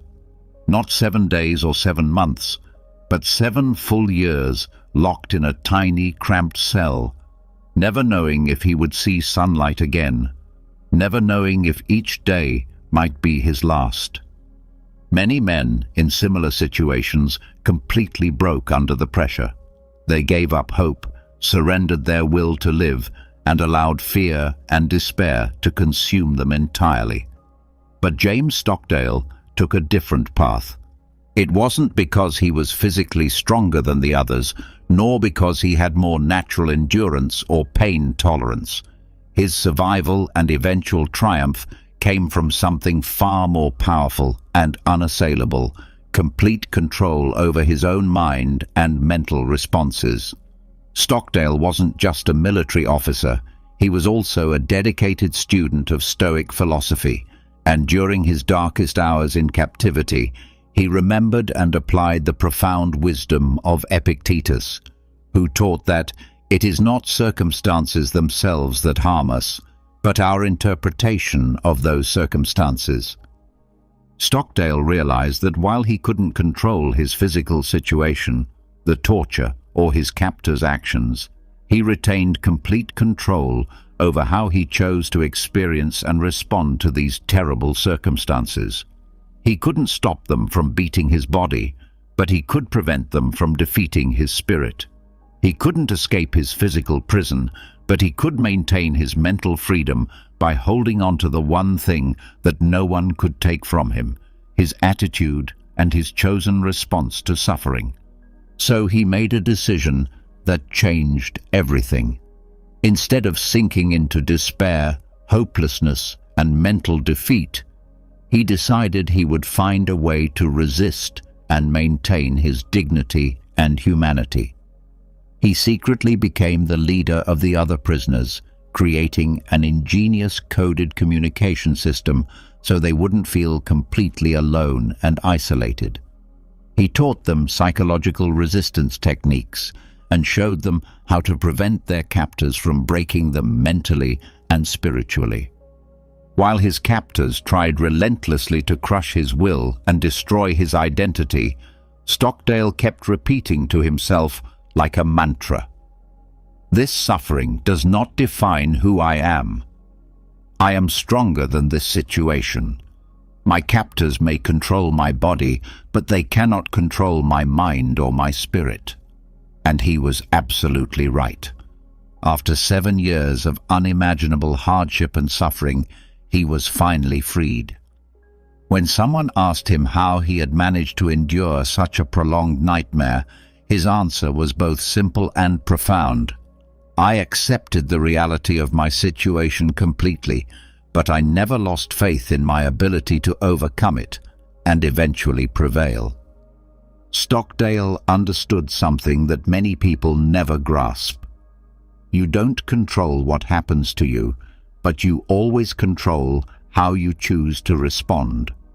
And that choice, that mental sovereignty, was the key to his survival and ultimate triumph over seemingly impossible circumstances. So now I ask you, what is stealing your sense of calm and inner peace today? Is it a problem at work that seems insurmountable? An argument with someone you care about? A series of setbacks that make you feel like everything is spinning out of control? Do you feel like external circumstances are completely overwhelming you and that you have no power to change anything? If James Stockdale could find strength, dignity, and hope in the middle of the worst nightmare imaginable, then you absolutely have the capacity to find calm and maintain your composure in whatever challenges you're currently facing. No matter how difficult your situation might seem right now, you always retain control over the most important thing: your response, your attitude, and your chosen interpretation of events. The foundation of this transformation begins with understanding that calm is not just a pleasant feeling or a luxury for peaceful moments. Calm is actually your greatest weapon in navigating life's challenges and achieving lasting success. Imagine you're a Formula One race car driver, your hands gripping the steering wheel with focused intensity, the engine roaring with tremendous power, and the track stretching ahead like a scorching desert of asphalt under intense pressure. You're approaching the final stretch of the race, just seconds away from claiming first place and achieving the victory you've trained for years to accomplish. Suddenly, as you navigate a particularly sharp turn at high speed, something goes wrong. The car loses traction unexpectedly. The steering wheel feels weightless in your hands. Control begins to slip away, and the world around you starts moving too fast to process clearly. This is the defining moment that separates good drivers from truly great ones. You have two distinct options available to you. The first option is to panic, freeze up, and react with pure fear and desperation, jerking the wheel impulsively without thinking clearly about the consequences. The inevitable result of this approach: you end up spinning off the track, crashing into the gravel, and eliminated from the race entirely. The second option requires a completely different approach. Stay calm and composed, even as you feel the car sliding beneath you, but don't allow desperation and panic to take control of your decision-making. Instead, ease off the accelerator gradually, make precise steering corrections based on experience and training, and regain control at exactly the right moment to continue racing toward victory. The best drivers in the world aren't necessarily the fastest or most aggressive. They're the ones who maintain a cool head and clear thinking when everything seems to be spinning out of control. They don't fight against the physics of the situation. Instead, they understand the dynamics at play and use their knowledge and composure to their strategic advantage. Life operates according to the same fundamental principles. Success isn't about avoiding problems, challenges, or unexpected setbacks. These are inevitable parts of any meaningful journey.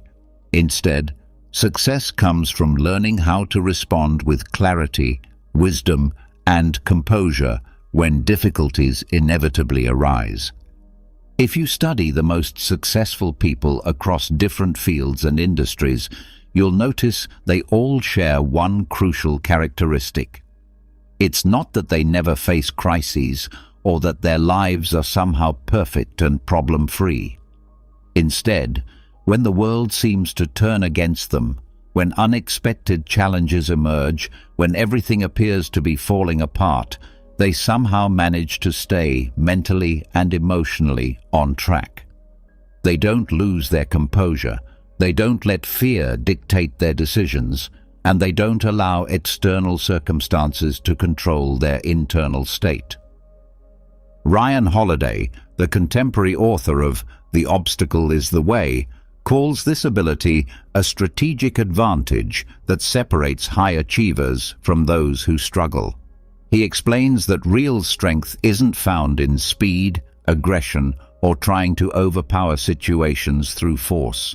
Instead, true strength lies in the ability to stay composed, think clearly, and make wise decisions when everything around you seems to be falling apart.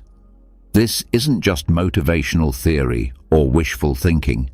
The concept is supported by solid neuroscientific research. When we react impulsively to stress and challenges, it's the amygdala, the primitive part of our brain responsible for fight or flight responses, that takes control. This leads to emotional reactions driven by fear, anger, and frustration rather than rational thinking. However, when we manage to stay calm and composed under pressure, we activate the prefrontal cortex, which is the part of the brain responsible for reasoning, evaluation, and intelligent decision-making. A comprehensive study conducted by the Institute of Cognitive Neuroscience in London found that people who train their ability to remain calm under pressure not only experience significantly less stress and anxiety, but they also achieve measurably better long-term results in their personal and professional endeavors. The key insight is that calm people don't make decisions based on momentary emotions or knee-jerk reactions. Instead, they act based on strategy, careful consideration, and long-term thinking. They take the time to assess situations objectively, consider multiple options, and choose responses that align with their values and goals, rather than simply reacting to immediate pressures. But how do you actually apply this understanding in real-life situations? Because while it's easy to talk about staying calm when you're reading about it or discussing it in theory, the real challenge comes when reality hits you unexpectedly, when that metaphorical sharp curve appears out of nowhere and you feel like you're about to lose control of everything you've worked to build. One powerful technique is what can be called the observer method. When you find yourself in a stressful or challenging situation, imagine that you're not the person directly experiencing the problem, but rather a neutral observer watching a movie or documentary. From this detached perspective, what advice would you give to the main character? This mental exercise helps you create emotional distance from the immediate intensity of the situation and enables you to think more objectively about the best course of action. Here's a strategy that can truly set you up for long-term success. Don't wait for major crises to begin practicing these calm-maintaining techniques. Instead, treat every minor inconvenience and small frustration as an opportunity to train your mental composure and emotional regulation. For example, imagine you come home from grocery shopping, start unpacking your purchases, and suddenly the carton of eggs decides to leap off the counter and crash onto the floor, creating a messy disaster. Naturally, your first instinct might be to feel frustrated, curse your luck, and wonder why these things always happen at the worst possible times. But this seemingly trivial incident is actually a perfect test of your emotional self-control. If something as small and ultimately insignificant as spilled eggs can steal your inner calm and trigger a strong emotional reaction, what do you think will happen when you face genuinely serious problems and major life challenges? If you can't maintain your composure and emotional equilibrium during small, everyday setbacks, you won't have the mental strength and emotional resources necessary to stay calm during truly important moments. Inner calm isn't something that magically appears when you need it most during a crisis. Instead, it's like a muscle that must be trained and strengthened through consistent daily practice. The question you need to ask yourself is this: do you really want to continue reacting like an inexperienced driver who loses their composure and crashes at the first sign of difficulty? If staying calm actually makes you stronger, more effective, and more successful, why would you continue allowing external circumstances to push you off track and derail your progress toward your goals? This brings us to a fundamental question that most people never seriously consider. Can you really control everything in your life?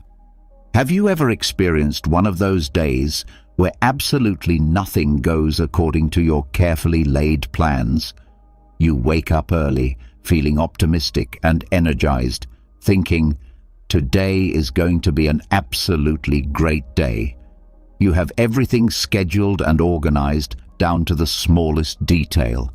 You're going to finish that important project that's been waiting for your attention, complete your workout routine, prepare a special dinner, and everything will unfold perfectly according to your vision. But then reality has other plans, and everything starts falling apart in unexpected ways. Your boss suddenly asks for something urgent that wasn't anywhere in your original plans, completely disrupting your schedule. A friend cancels dinner at the last minute, leaving you with unused ingredients and changed expectations.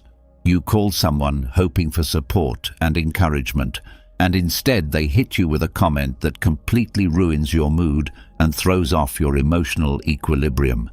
As these unexpected events accumulate, you feel frustration and disappointment creeping in. Nothing is going as you expected, and you find yourself unable to tolerate the gap between your expectations and reality. This is precisely where the real problem begins to emerge, because we don't just want to control our own lives and circumstances, we also want to control other people's actions, reactions, and decisions.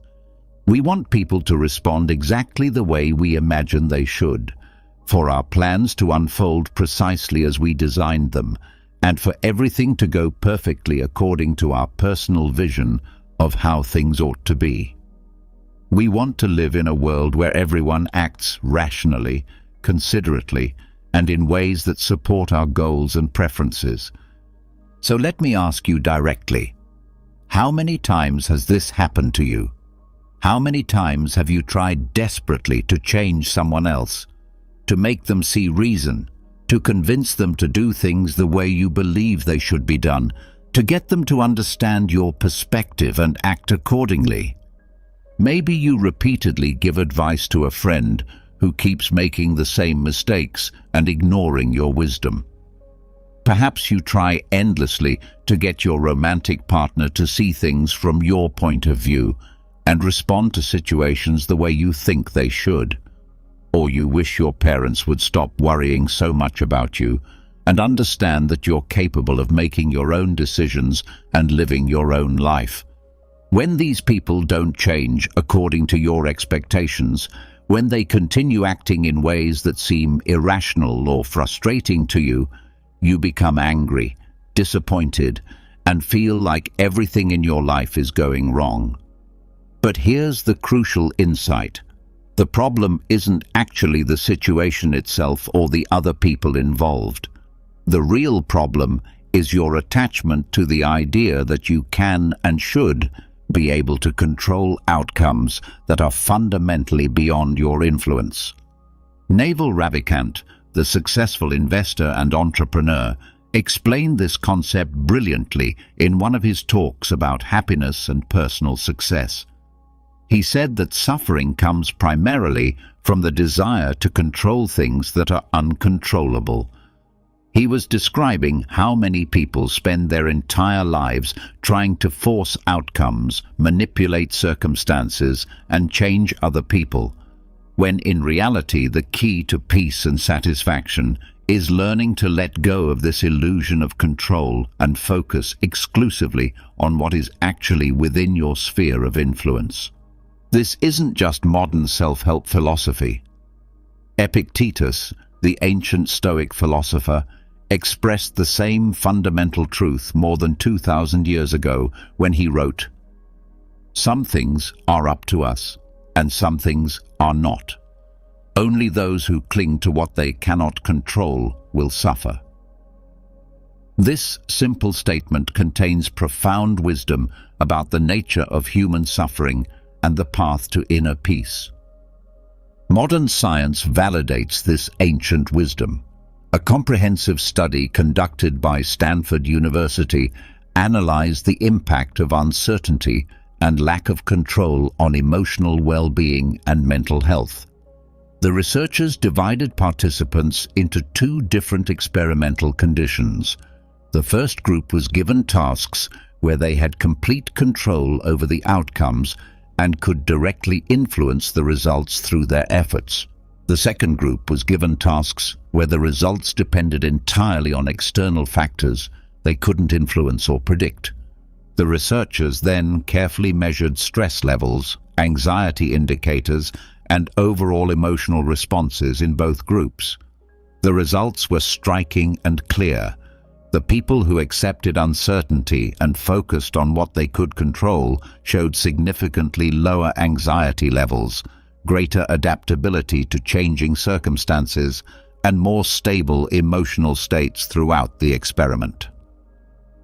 Meanwhile, those who desperately clung to the illusion of control and constantly tried to influence uncontrollable outcomes felt continuously frustrated, emotionally exhausted, and increasingly stressed as the experiment progressed. The difference wasn't in their circumstances or their inherent capabilities, it was entirely in their approach to control and their acceptance of uncertainty. This raises an important question for self-reflection. Which side do you think you would fall on in such an experiment? Are you someone who can accept what you cannot change and focus your energy on what you can actually influence? Or do you tend to fight against the wind, expecting it to change direction simply because you want it to? If you want to learn how to live without every obstacle knocking you off balance and derailing your progress towards success, try implementing these two powerful challenges in your daily life.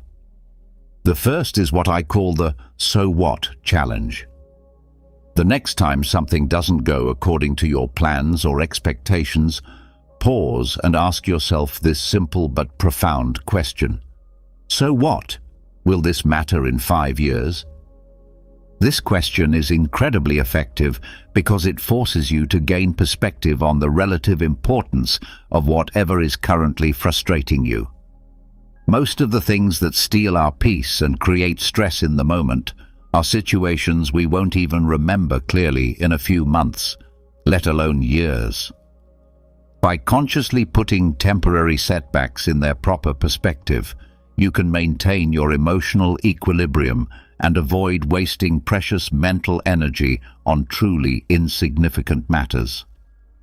The second challenge might seem counterintuitive at first, and honestly, I'm almost hesitant to suggest it because I know your initial reaction will probably be a firm, absolutely not. But if you're willing to trust the process, this practice could genuinely transform your relationship with control and uncertainty.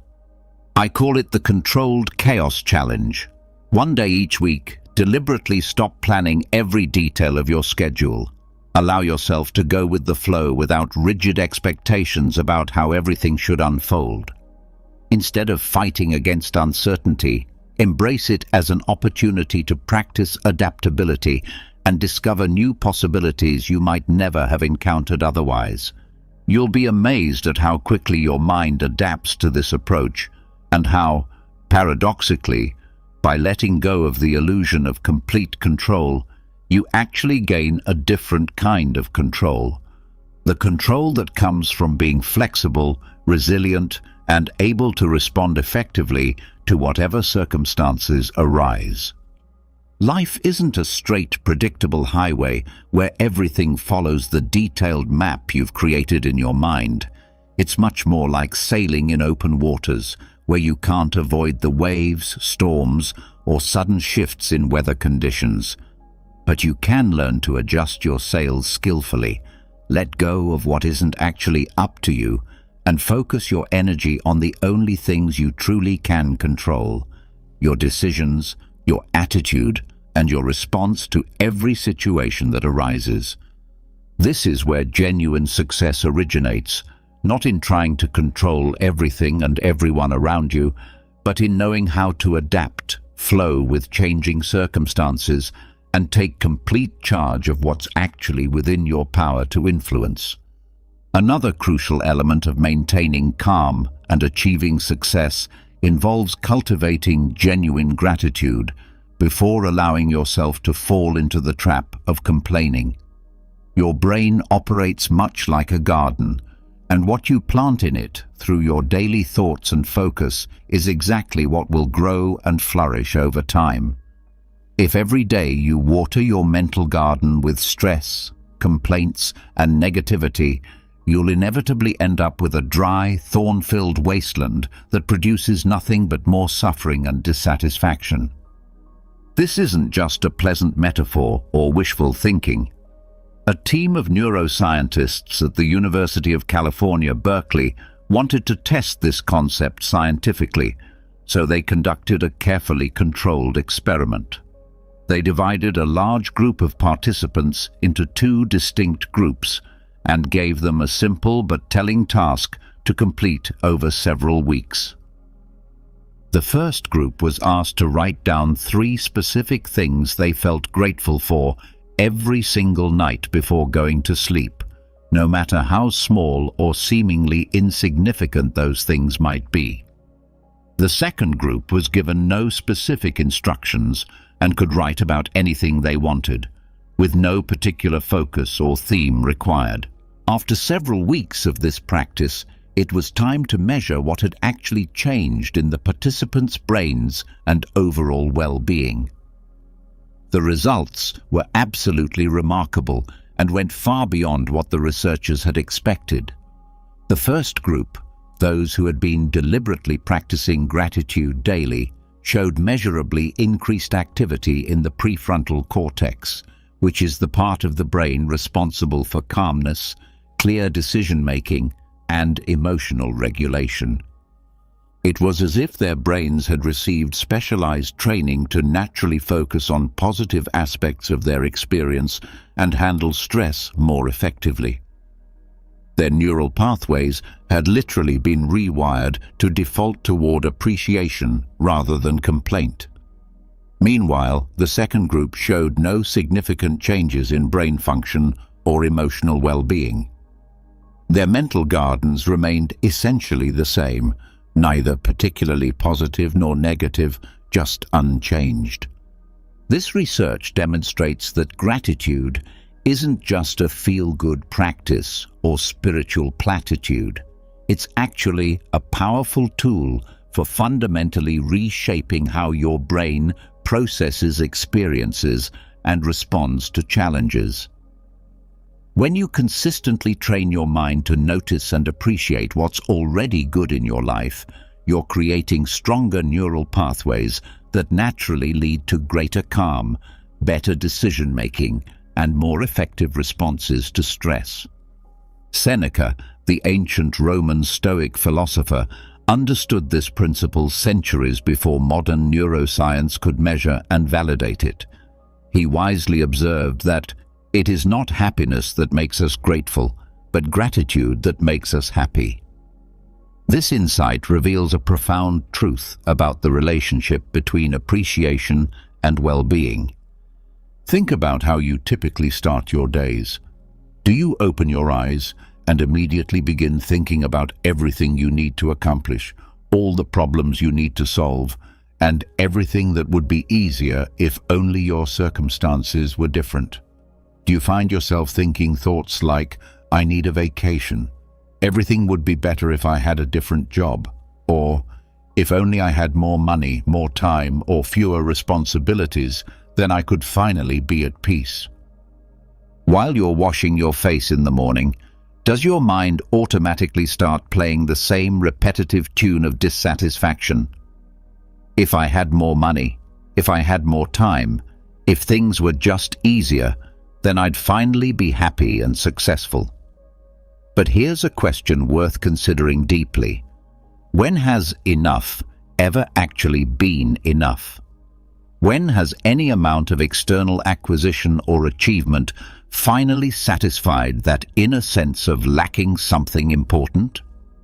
The truth that most people resist acknowledging is that no matter how much you achieve or acquire, there will always be something else to want, something else to chase, something else that seems to be missing from your life. And in the middle of constantly pursuing what you don't have, the only thing you're really losing is your peace of mind and your ability to appreciate what's already present in your experience. If something as simple as consciously recognizing and appreciating the good things already in your life can literally strengthen your mind and help you stay calm during difficult moments, why wouldn't you make this a regular practice? The implementation is remarkably straightforward, and the benefits are backed by solid scientific research. First, begin each day by expressing gratitude out loud with genuine intention and energy.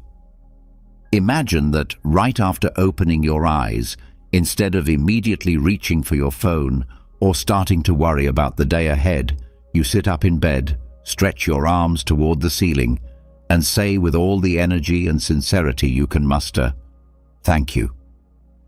It might feel awkward or silly at first, but try it consistently for a week and notice how it affects your entire emotional state and perspective. The moment you start your day with genuine gratitude, your brain immediately shifts its focus from what's missing or problematic to what's already positive and supportive in your life. Instead of automatically thinking about lack, problems and deficiencies, your mind begins noticing abundance, opportunities and resources that were there all along, but were hidden by your habitual focus on what wasn't working. Second, make it a practice to write down 3 specific good things before going to bed each night, and challenge yourself not to repeat the same items every evening. Look for small details and moments that you might typically overlook, perhaps a cup of coffee that turned out perfectly, an unexpected moment of laughter with your partner, a beautiful sunset you noticed while driving home, or simply the fact that you had enough energy to complete your responsibilities for the day. These might sound like insignificant things when compared to major life goals and achievements, but they represent the foundation of contentment and the building blocks of a genuinely satisfying life. If you can't train your mind to notice and appreciate the good things that are already present in your daily experience, you won't be able to appreciate future successes even when you achieve twice as much as you have now. Third, make a conscious effort to focus on what you already have rather than constantly thinking about what you lack or what you think you need to acquire. Life isn't about checking items off an endless list of desires and achievements. If you can't appreciate your current circumstances and find value in your present situation, you won't be able to appreciate any future circumstances either, no matter how much they improve. The peace you're seeking, the clarity you need to make good decisions, and the success you want to achieve aren't hidden in what you haven't yet obtained. Instead, they're available right now in how you choose to see and interpret your current life. This is a truth worth remembering. Complaining changes nothing about your external circumstances, but practicing gratitude changes everything about your internal experience and your ability to respond effectively to whatever arises. The quality of your thoughts creates and defines the quality of your life experience. If you want to understand how powerful this principle is, consider the story of a friend who received life-changing news several months ago. A serious health diagnosis that suddenly turned his entire world upside down in a single moment. Everything that had seemed certain and predictable became uncertain and frightening. Suddenly, his future was filled with hospitals, medical tests, treatments, and the kind of fear that comes when you realize how fragile and unpredictable life really is. But perhaps worst of all was his own mind working against him, filling every waking moment with anxious thoughts and worst-case scenarios. Every morning, he woke up with the same torturous thoughts cycling through his mind. What if things get worse? What if I never get better? Why is this happening to me? What did I do to deserve this?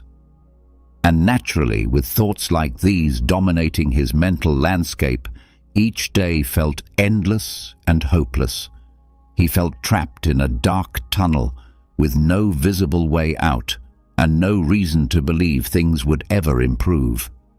Until one day, during one of those long, anxiety-filled waits in a hospital waiting room, he heard something that made him stop and reconsider everything. It was part of a talk by Tony Robbins, the well-known motivational speaker, and one particular statement hit him with unexpected force. The quality of your thoughts defines the quality of your life. My friend kept thinking about this simple but profound statement. Where had he heard something similar before? He started researching and discovered that Marcus Aurelius, the Roman emperor and Stoic philosopher, had expressed almost the identical idea nearly 2,000 years earlier. The happiness of your life depends upon the quality of your thoughts. That's when the real insight hit him like a lightning bolt. He realized that while he couldn't control his medical condition, his treatment schedule, or his ultimate prognosis, he could absolutely control how he chose to face and think about his situation. He couldn't change his diagnosis, but he could change his daily mental approach to living with uncertainty. So he decided to make a small but significant change in his daily routine.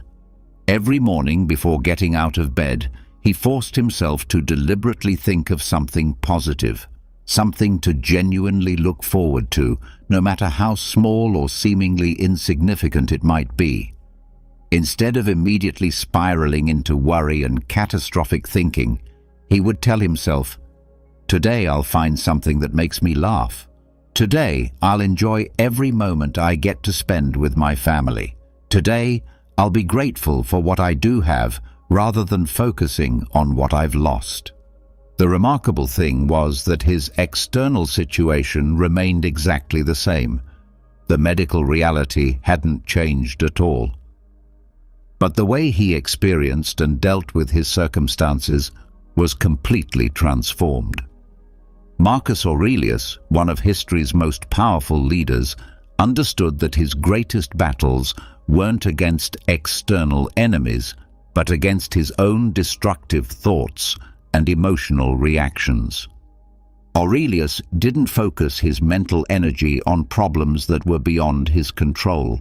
Instead, he focused on solutions, opportunities, and responses that were within his power to influence.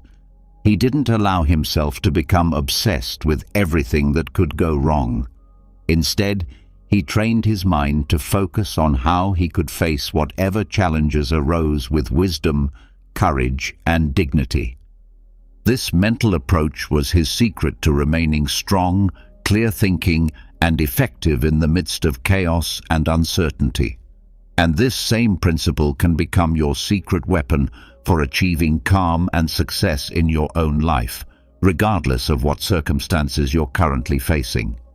So let me ask you directly, how are you currently using your mind? Are you programming it to attract positive opportunities and solutions, or are you filling it with worries, complaints, and fears that only hold you back and drain your energy? Are you training your brain to look for possibilities and strengths, or are you reinforcing patterns of anxiety and limitation? The difference between these two approaches determines not just how you feel day to day, but also what kinds of opportunities you notice, what kinds of decisions you make, and ultimately, what kinds of results you create in your life. Your mind is constantly filtering reality based on what you've trained it to notice and focus on. When you consistently focus your attention on problems, limitations, and everything that's wrong or missing, your mind becomes expert at finding more of exactly those things. But when you train yourself to look for opportunities, solutions, and positive possibilities, your mental filtering system becomes skilled at recognizing and attracting exactly those elements instead. This is where the practical application becomes crucial. First, make it a daily practice to reframe negative thoughts as soon as you become aware of them. Every time you catch yourself thinking, "This is a disaster," or "I can't handle this situation," pause immediately and consciously change your internal dialogue to something more empowering. "This is challenging, but I can learn something valuable from it." Or, "This isn't easy, but I'll find a way to handle it effectively." This isn't about lying to yourself or pretending that difficulties don't exist. Instead, it's about training yourself to automatically look for solutions and opportunities rather than getting stuck in problem-focused thinking that leads nowhere productive. Second, be extremely careful about the people you choose to spend time with regularly. Negativity is genuinely contagious in ways that neuroscience is beginning to understand.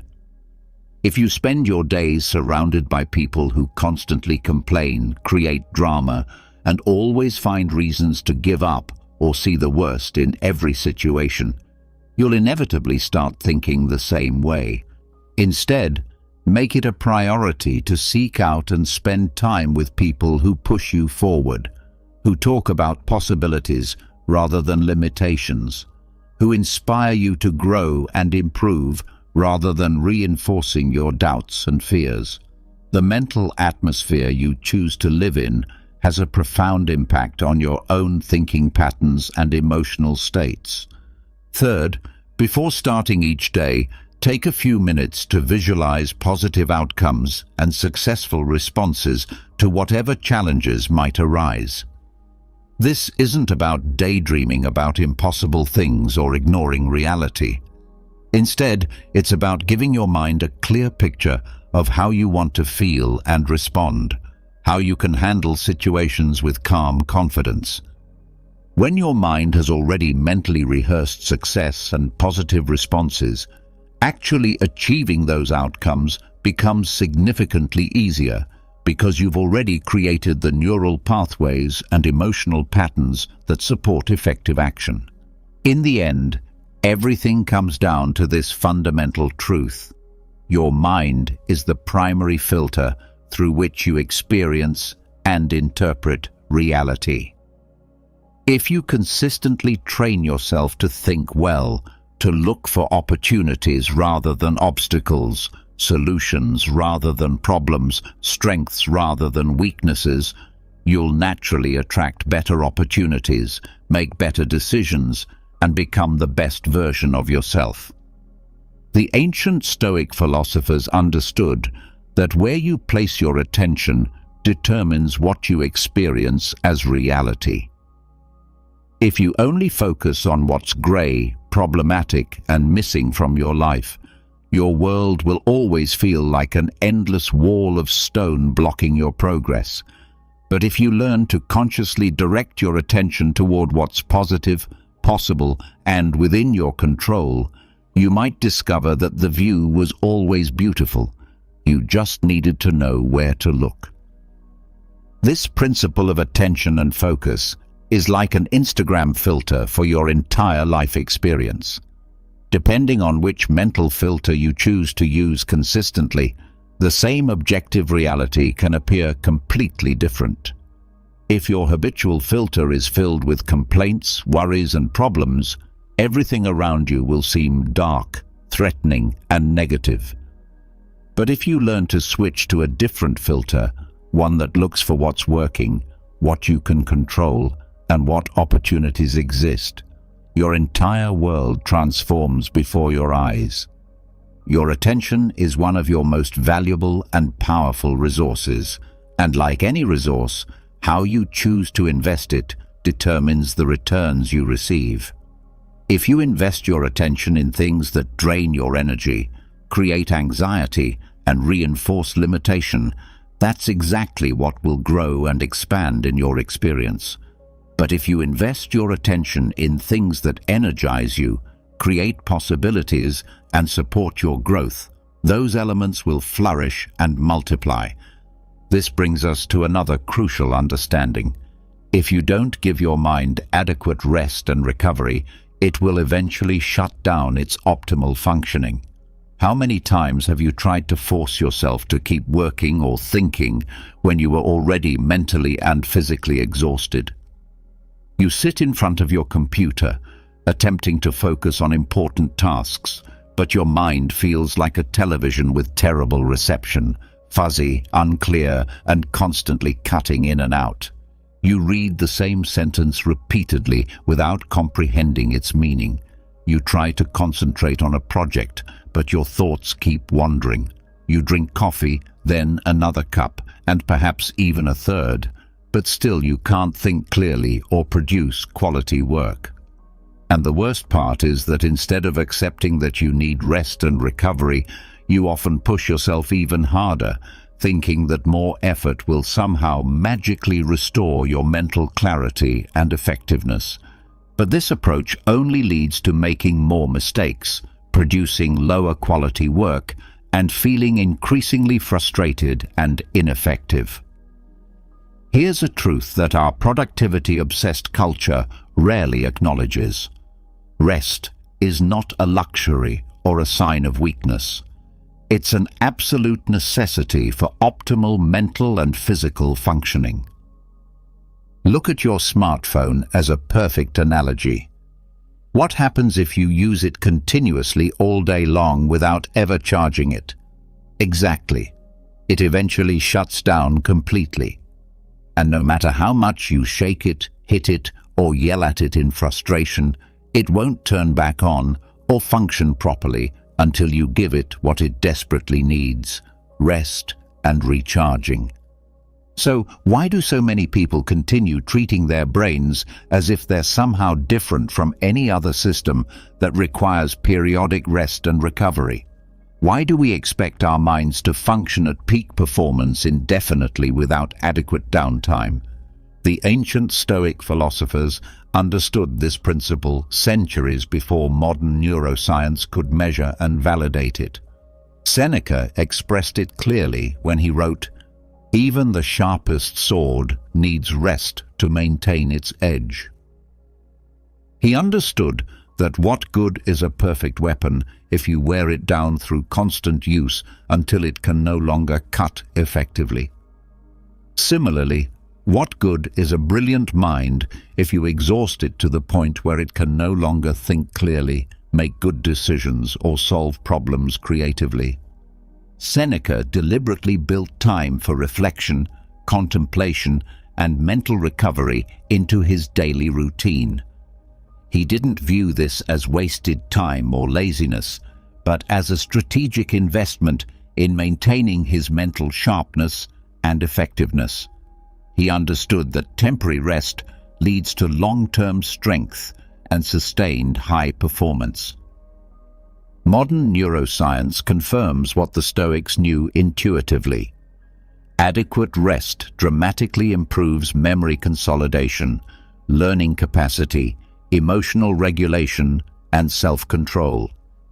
When you sleep well and give your mind proper recovery time, you're essentially allowing your brain to organize information, process experiences, and prepare for optimal functioning the following day. Think of your brain like a whiteboard that gets filled with information, thoughts, and decisions throughout each day. If you never erase or organize what's written on that board, there's progressively less space available for new information, leading to mental clutter, confusion, and decreased effectiveness.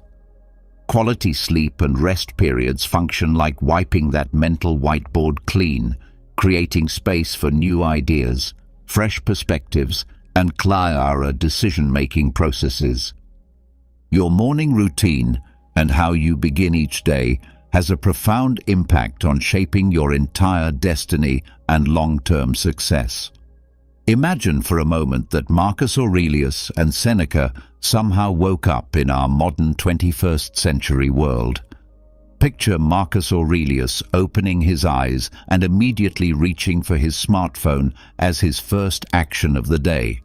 He checks his notifications, sees dozens of unread emails from various senators and government officials, notices that someone on social media is criticizing his latest political decisions, and discovers that the morning news is reporting trouble and unrest at the empire's borders.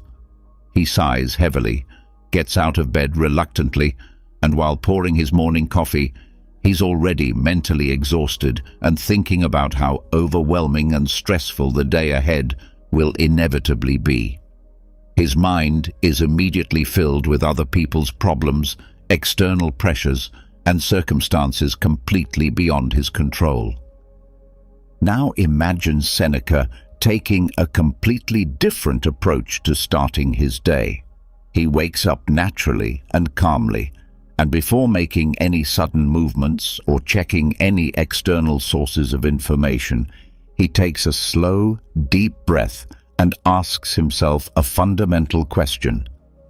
What kind of day do I want to create for myself today? He gets up without rushing or feeling pressured, takes time to stretch his body mindfully, drinks water to hydrate himself properly, and takes out his journal to write down some thoughtful reflections about his goals and intentions.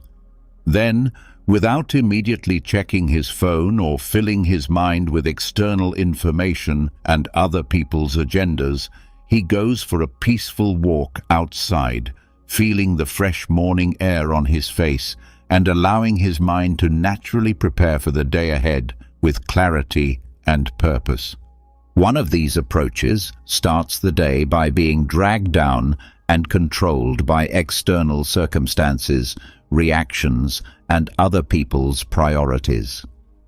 The other takes complete control from the very first moment and consciously shapes the day according to personal values and intentions.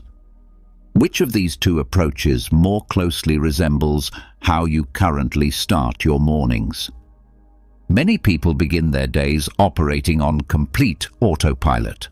They wake up and immediately reach for their phones, filling their minds with emails, news, social media updates, and various forms of information before they've even gotten out of bed. They don't take time to prepare their minds for the day ahead or set clear intentions. Instead, they simply throw themselves into whatever demands and distractions happen to appear first, without any conscious direction or purpose. But imagine what would happen if, instead of immediately reacting to everything that comes your way throughout the day, you chose how to start each morning with intention and purpose.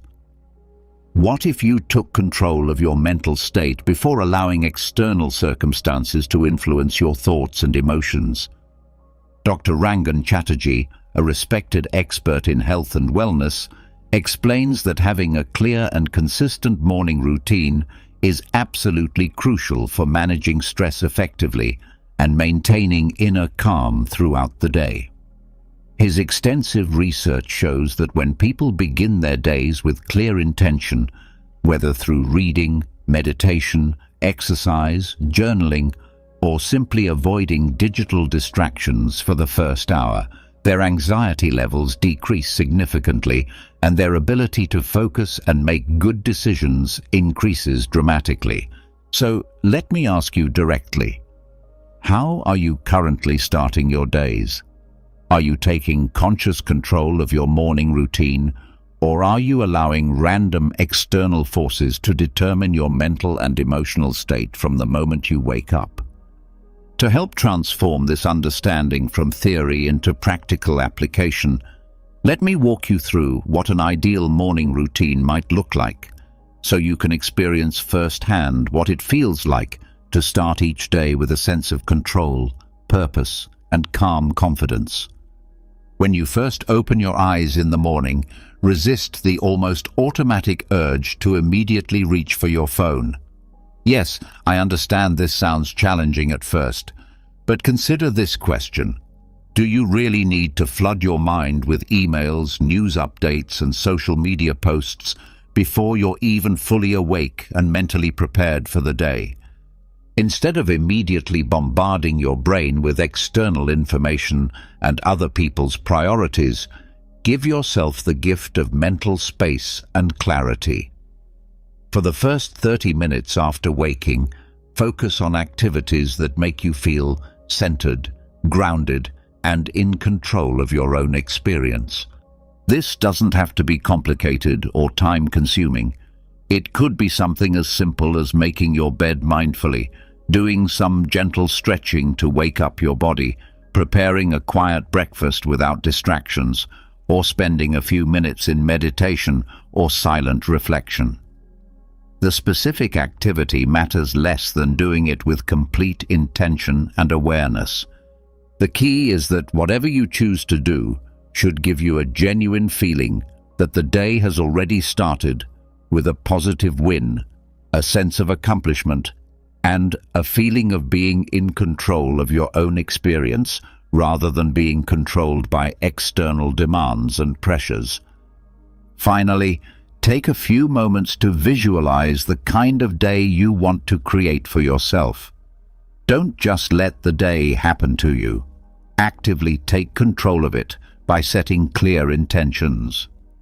Spend time imagining how you want to respond to challenges that might arise, how you want to feel throughout the day, and what you want to accomplish that would make you feel satisfied and proud when evening comes.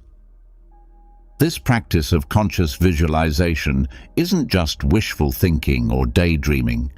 When you take time to mentally rehearse positive responses and successful outcomes, you're actually training your brain to recognize opportunities and respond effectively when similar situations arise in reality. What you consistently visualize and focus on mentally has a powerful tendency to manifest in your actual experience. This isn't mystical thinking. It's based on solid psychological principles about how attention, expectation, and mental preparation influence perception and behavior. Your brain doesn't clearly distinguish between what you vividly imagine and what you actually experience. When you consistently visualize yourself handling challenges with calm confidence, achieving your goals, and responding to difficulties with wisdom and grace, you're essentially programming your unconscious mind to recognize opportunities and take actions that align with those positive images. Roxy Nafouzi, an expert in visualization techniques and mental training, explains that picturing your ideal outcomes with clarity and emotional intensity isn't just a mental exercise. It's a practical way to train your brain for success in real-world situations. The more clearly and consistently you visualize positive outcomes, the more your unconscious mind works to identify and create pathways that lead toward those results. Close your eyes for a moment and imagine your ideal living situation in vivid detail. Don't just think about it intellectually. Experience it fully in your imagination. What colors are the walls? How does natural light stream through the windows? What does the space smell like? What sounds do you hear? What kind of music might be playing softly in the background? How does it feel to walk through each room? Now expand this visualization to include everything you would need to do to make this vision a reality. Picture each step of the journey, the effort required, the decisions you'll need to make, and the small daily victories that will bring you closer to this goal.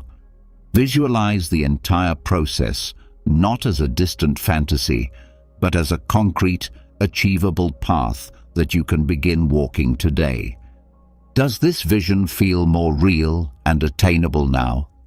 That's because the clearer and more detailed you make your mental images, the easier it becomes for your conscious and unconscious mind to identify opportunities and take actions that align with your goals. One of the most powerful immediate tools for regaining control when you feel overwhelmed or stressed is conscious breathing. Imagine you're playing a high-stakes poker game where the atmosphere is tense and every decision could determine whether you win or lose everything. The air feels heavy with anticipation, and all the players are carefully studying their cards while simultaneously watching their opponents for any signs of weakness or strength. In poker, the ultimate winner isn't necessarily the person with the best cards, but rather the one who knows how to play their hand with skill, patience, and strategic thinking. Beginners give themselves away through their body language. Every nervous breath, every unconscious movement, every drop of sweat reveals their emotional state and the strength of their position. But professional poker players have learned to control these automatic responses. They don't blink excessively, they don't show impatience or frustration, and they don't allow anyone to read their internal emotional state through their external behavior. They understand that in poker, just like in life, the person who loses control of their emotions and reactions is the person who loses the game. Now, imagine replacing the poker chips with words and the gaming table with a real-life argument or confrontational situation. Someone challenges you directly, provokes you intentionally, or tries to drag you into their emotional chaos and drama. If you take the bait immediately, if you react without thinking, if you allow your emotions to explode impulsively, you've already lost the interaction and given away your power. But if you manage to stay calm and centered, if you take time to breathe deeply before responding, if you choose your reaction consciously instead of giving it away automatically, then you maintain control of the situation and retain your personal power. Picture this scenario.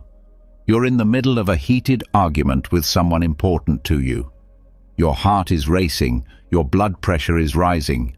Angry words are piling up in your throat, ready to be fired like weapons, and every part of you feels attacked, misunderstood, and desperate to defend yourself. The urge to react immediately and forcefully is almost overwhelming. But this is precisely the moment where everything is decided, where you either maintain your dignity and effectiveness or lose control completely. You can explode and say the first hurtful thing that comes to mind, potentially damaging the relationship and making the situation worse. Or you can do what the ancient Stoics mastered through years of practice. Pause, breathe deeply, and choose your response based on wisdom rather than emotion. Marcus Aurelius practiced this kind of emotional self-regulation daily because he understood that if he hadn't developed this skill, his entire empire would have crumbled under the weight of emotional decision-making and reactive leadership. That's why he wrote in his personal journal, "Calm yet determined, cheerful yet steady. That is the person who follows reason in all things." This insight reveals the key to personal power and effectiveness. Your mind can be either your greatest ally in achieving success or your worst enemy in creating problems. The determining factor is whether you consciously control your thoughts and reactions or whether you allow them to control you. In moments of stress, tension, and conflict, the first thing you should focus on is taking conscious control of your breathing.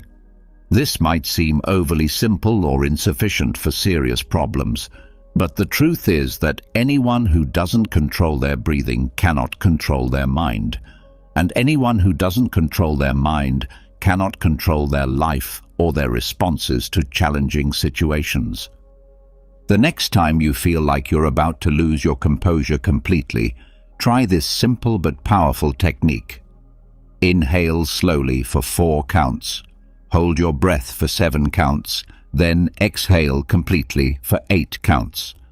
This is known as the 4-7-8 breathing technique, and it works because it forces your nervous system to activate the relaxation response, essentially hitting a reset button on your stress reaction.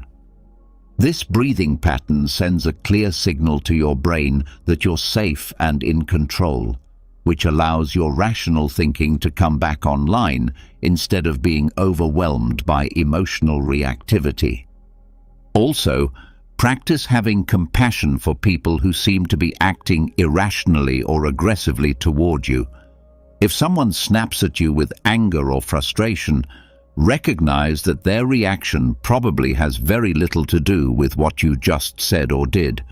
More likely they're dealing with stress, pain, or problems that you can't see and may never understand. Maybe they're having a terrible day, going through a difficult period in their life, or they simply don't have the emotional tools and skills to handle their own internal states effectively. When you understand this, you have a tremendous advantage. You get to decide whether to step into their emotional chaos and make the situation worse, or to remain calm and centered while they work through their own internal storm. Remember this fundamental principle. In any conflict or challenging interaction, the person who shouts and loses emotional control ultimately loses the interaction, while the person who stays calm and responds thoughtfully wins. Real success doesn't belong to those who let their first impulse and immediate emotional reaction take control. Instead, it belongs to those who know how to pause, think clearly, and act with precision and wisdom. One of the most undervalued practices for developing inner calm and finding solutions to problems is learning to seek and embrace silence regularly. Think about your typical day from the moment you wake up until you go to sleep. You open your eyes, and before even getting out of bed, your phone is already in your hand. You're immediately flooded with notifications, emails, text messages, and social media updates. You step outside and are surrounded by traffic noise, honking cars, fragments of conversations from strangers, and music blasting from various sources. You get home and automatically turn on the television, check more messages, and fill every available moment with some form of external stimulation or distraction. Without even realizing it, your entire life becomes a constant whirlwind where silence never has an opportunity to exist. Just thinking about this level of constant stimulation can feel overwhelming, and there's a good reason why this happens. Most people don't actually know how to be comfortable in silence, and it often terrifies them more than they're willing to admit. But here's a truth that might challenge your assumptions. Silence is not your enemy or something to be avoided. Instead, it's a doorway to a completely different world, one where the answers you're seeking don't come from external sources, but from your own inner wisdom and clarity. If you never allow yourself to step through this doorway of silence, you can't even imagine what you're missing. It's similar to the journey depicted in the movie Eat, Pray, Love, where the protagonist finds herself trapped in a life that no longer fulfills her and decides to leave everything behind to embark on a journey of self-discovery. But she doesn't find the answers she's seeking in the middle of constant activity and external stimulation.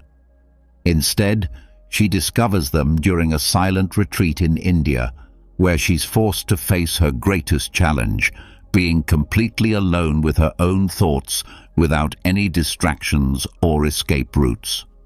This experience isn't easy or immediately pleasant. Her mind initially screams with anxiety, her stress levels spike, and she desperately wants to run away from the discomfort of inner silence. But then something profound begins to change. When the external noise finally fades away, she starts to hear something she had never been able to access before, her own authentic voice and inner wisdom. In that space of silence, she discovers the answers she had been desperately searching for. Not because someone else provides them to her, but because she can finally hear her own inner guidance that had been drowned out by constant external noise and distraction. The ancient Stoic philosophers understood this principle deeply. Seneca wrote that we often suffer more from the noise and chaos in our minds than from the actual noise and chaos in our external environment. We fill our thoughts with unnecessary worries about things that haven't happened yet, replay past mistakes endlessly, and create a constant mental storm that keeps us trapped in a state of confusion and reactivity. But the person who learns to find genuine calm and clarity in silence also learns to find calm and clarity in any situation, regardless of external circumstances. Modern neuroscience has validated what the Stoics understood intuitively. A groundbreaking study conducted at Duke University revealed that when you spend time in complete silence, something remarkable happens in your brain. Instead of shutting down or going into a passive state, your mind actually becomes more active, in specific ways that promote problem-solving and creative insight.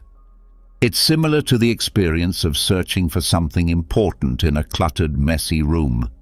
You look frantically in every direction, open multiple drawers, move things around, and dig through piles of items. But the more desperately you search, the harder it becomes to find what you need. Everything feels chaotic and overwhelming. But then you decide to stop the frantic searching, take a deep breath, and organize your approach systematically. You clear some space, slow down your movements, and suddenly what you were looking for appears right in front of you. It had been there the entire time, but the chaos and desperation had prevented you from seeing it clearly. This same principle applies to finding solutions and clarity in your mental and emotional life. When your mind is constantly filled with external noise, distractions, and stimulation, it becomes nearly impossible to access your deeper wisdom and creative problem-solving abilities. But when you create space for silence and allow your thoughts to settle naturally, your brain activates what neuroscientists call the default mode network, a sophisticated neural system that helps you connect seemingly unrelated ideas, solve complex problems, and access insights that weren't available when your mind was busy and distracted. It's as if your mind, when freed from external distractions and demands, naturally begins organizing thoughts, connecting important patterns, and piecing together solutions that once seemed completely out of reach. Finally, we come to a powerful practice that connects your hands, your mind, and your sense of inner calm. Let me tell you about a man who seemed unable to sit still or find peace, not because he was naturally impatient or hyperactive, but because his mind was constantly filled with questions, ideas, and an insatiable curiosity about how the world worked. It wasn't enough for him to simply observe and think about things. He needed to understand them deeply, touch them, take them apart, and rebuild them with his own hands. He drew constantly, designed machines that didn't yet exist, studied human anatomy in incredible detail, and wrote extensive notes about everything he discovered. But he didn't engage in all these hands-on activities simply out of curiosity or restless energy. He had discovered something profound. His mind worked most effectively and felt most peaceful when his hands were actively engaged in meaningful work. When he felt mentally stuck or overwhelmed by complex problems, he would pick up a pencil and start sketching. When his thoughts became chaotic and unfocused, he would grab paper and organize his ideas into detailed drawings and diagrams. When words alone weren't sufficient to capture his insights, he would let action and creation speak for themselves. That remarkable man was Leonardo da Vinci, certainly a genius, but also someone who discovered a fundamental truth that many people still don't understand. When the mind feels overwhelmed and scattered, the solution often isn't to think more intensely, but to engage your hands in purposeful, creative action. Marcus Aurelius expressed this same insight when he wrote, "Well-directed action brings peace to the mind." True calm and clarity don't come from sitting passively and waiting for mental storms to pass on their own. Instead, they come when you take conscious, purposeful action that engages both your mind and your body in meaningful ways. Picture this scenario.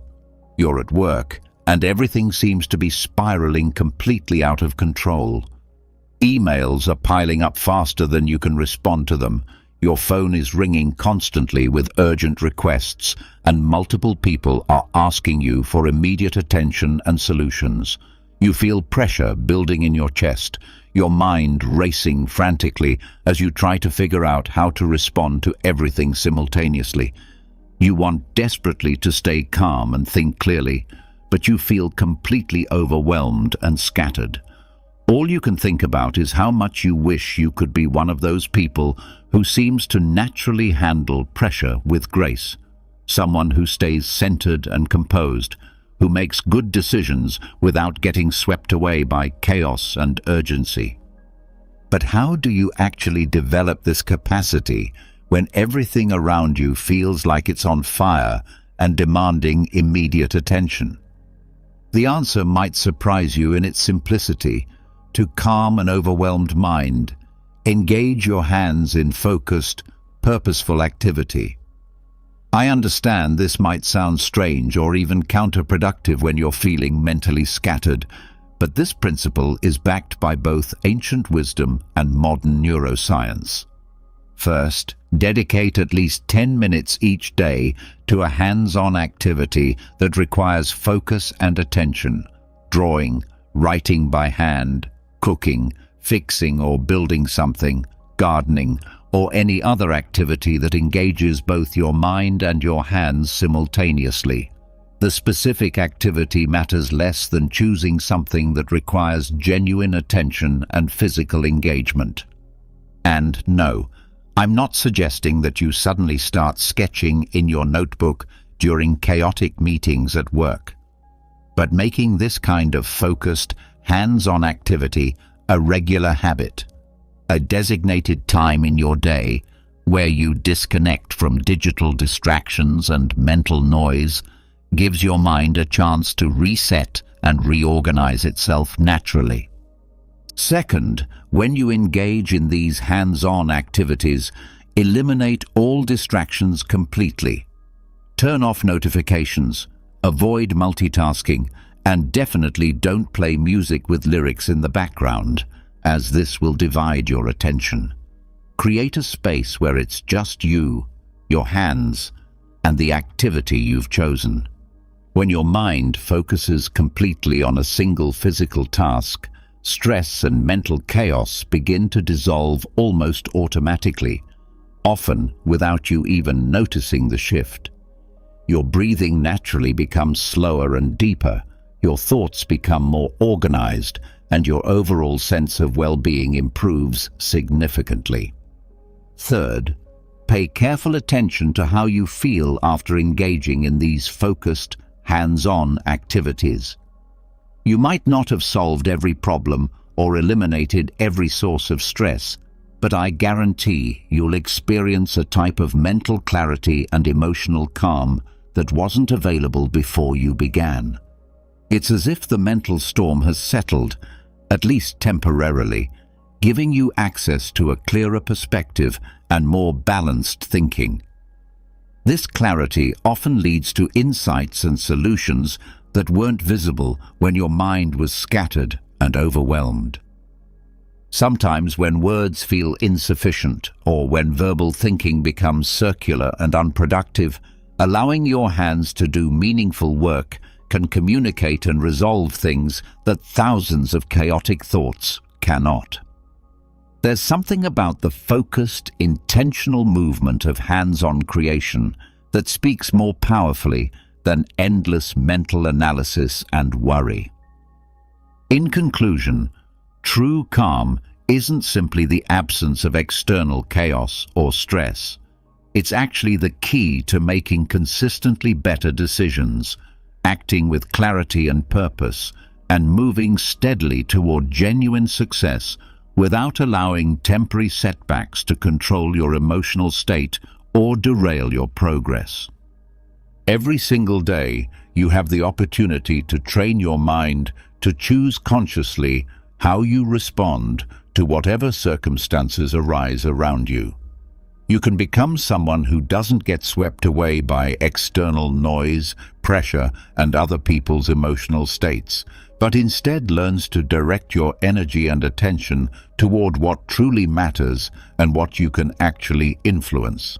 Don't wait for life to become easier, less chaotic, or more predictable before you begin developing inner calm and emotional resilience.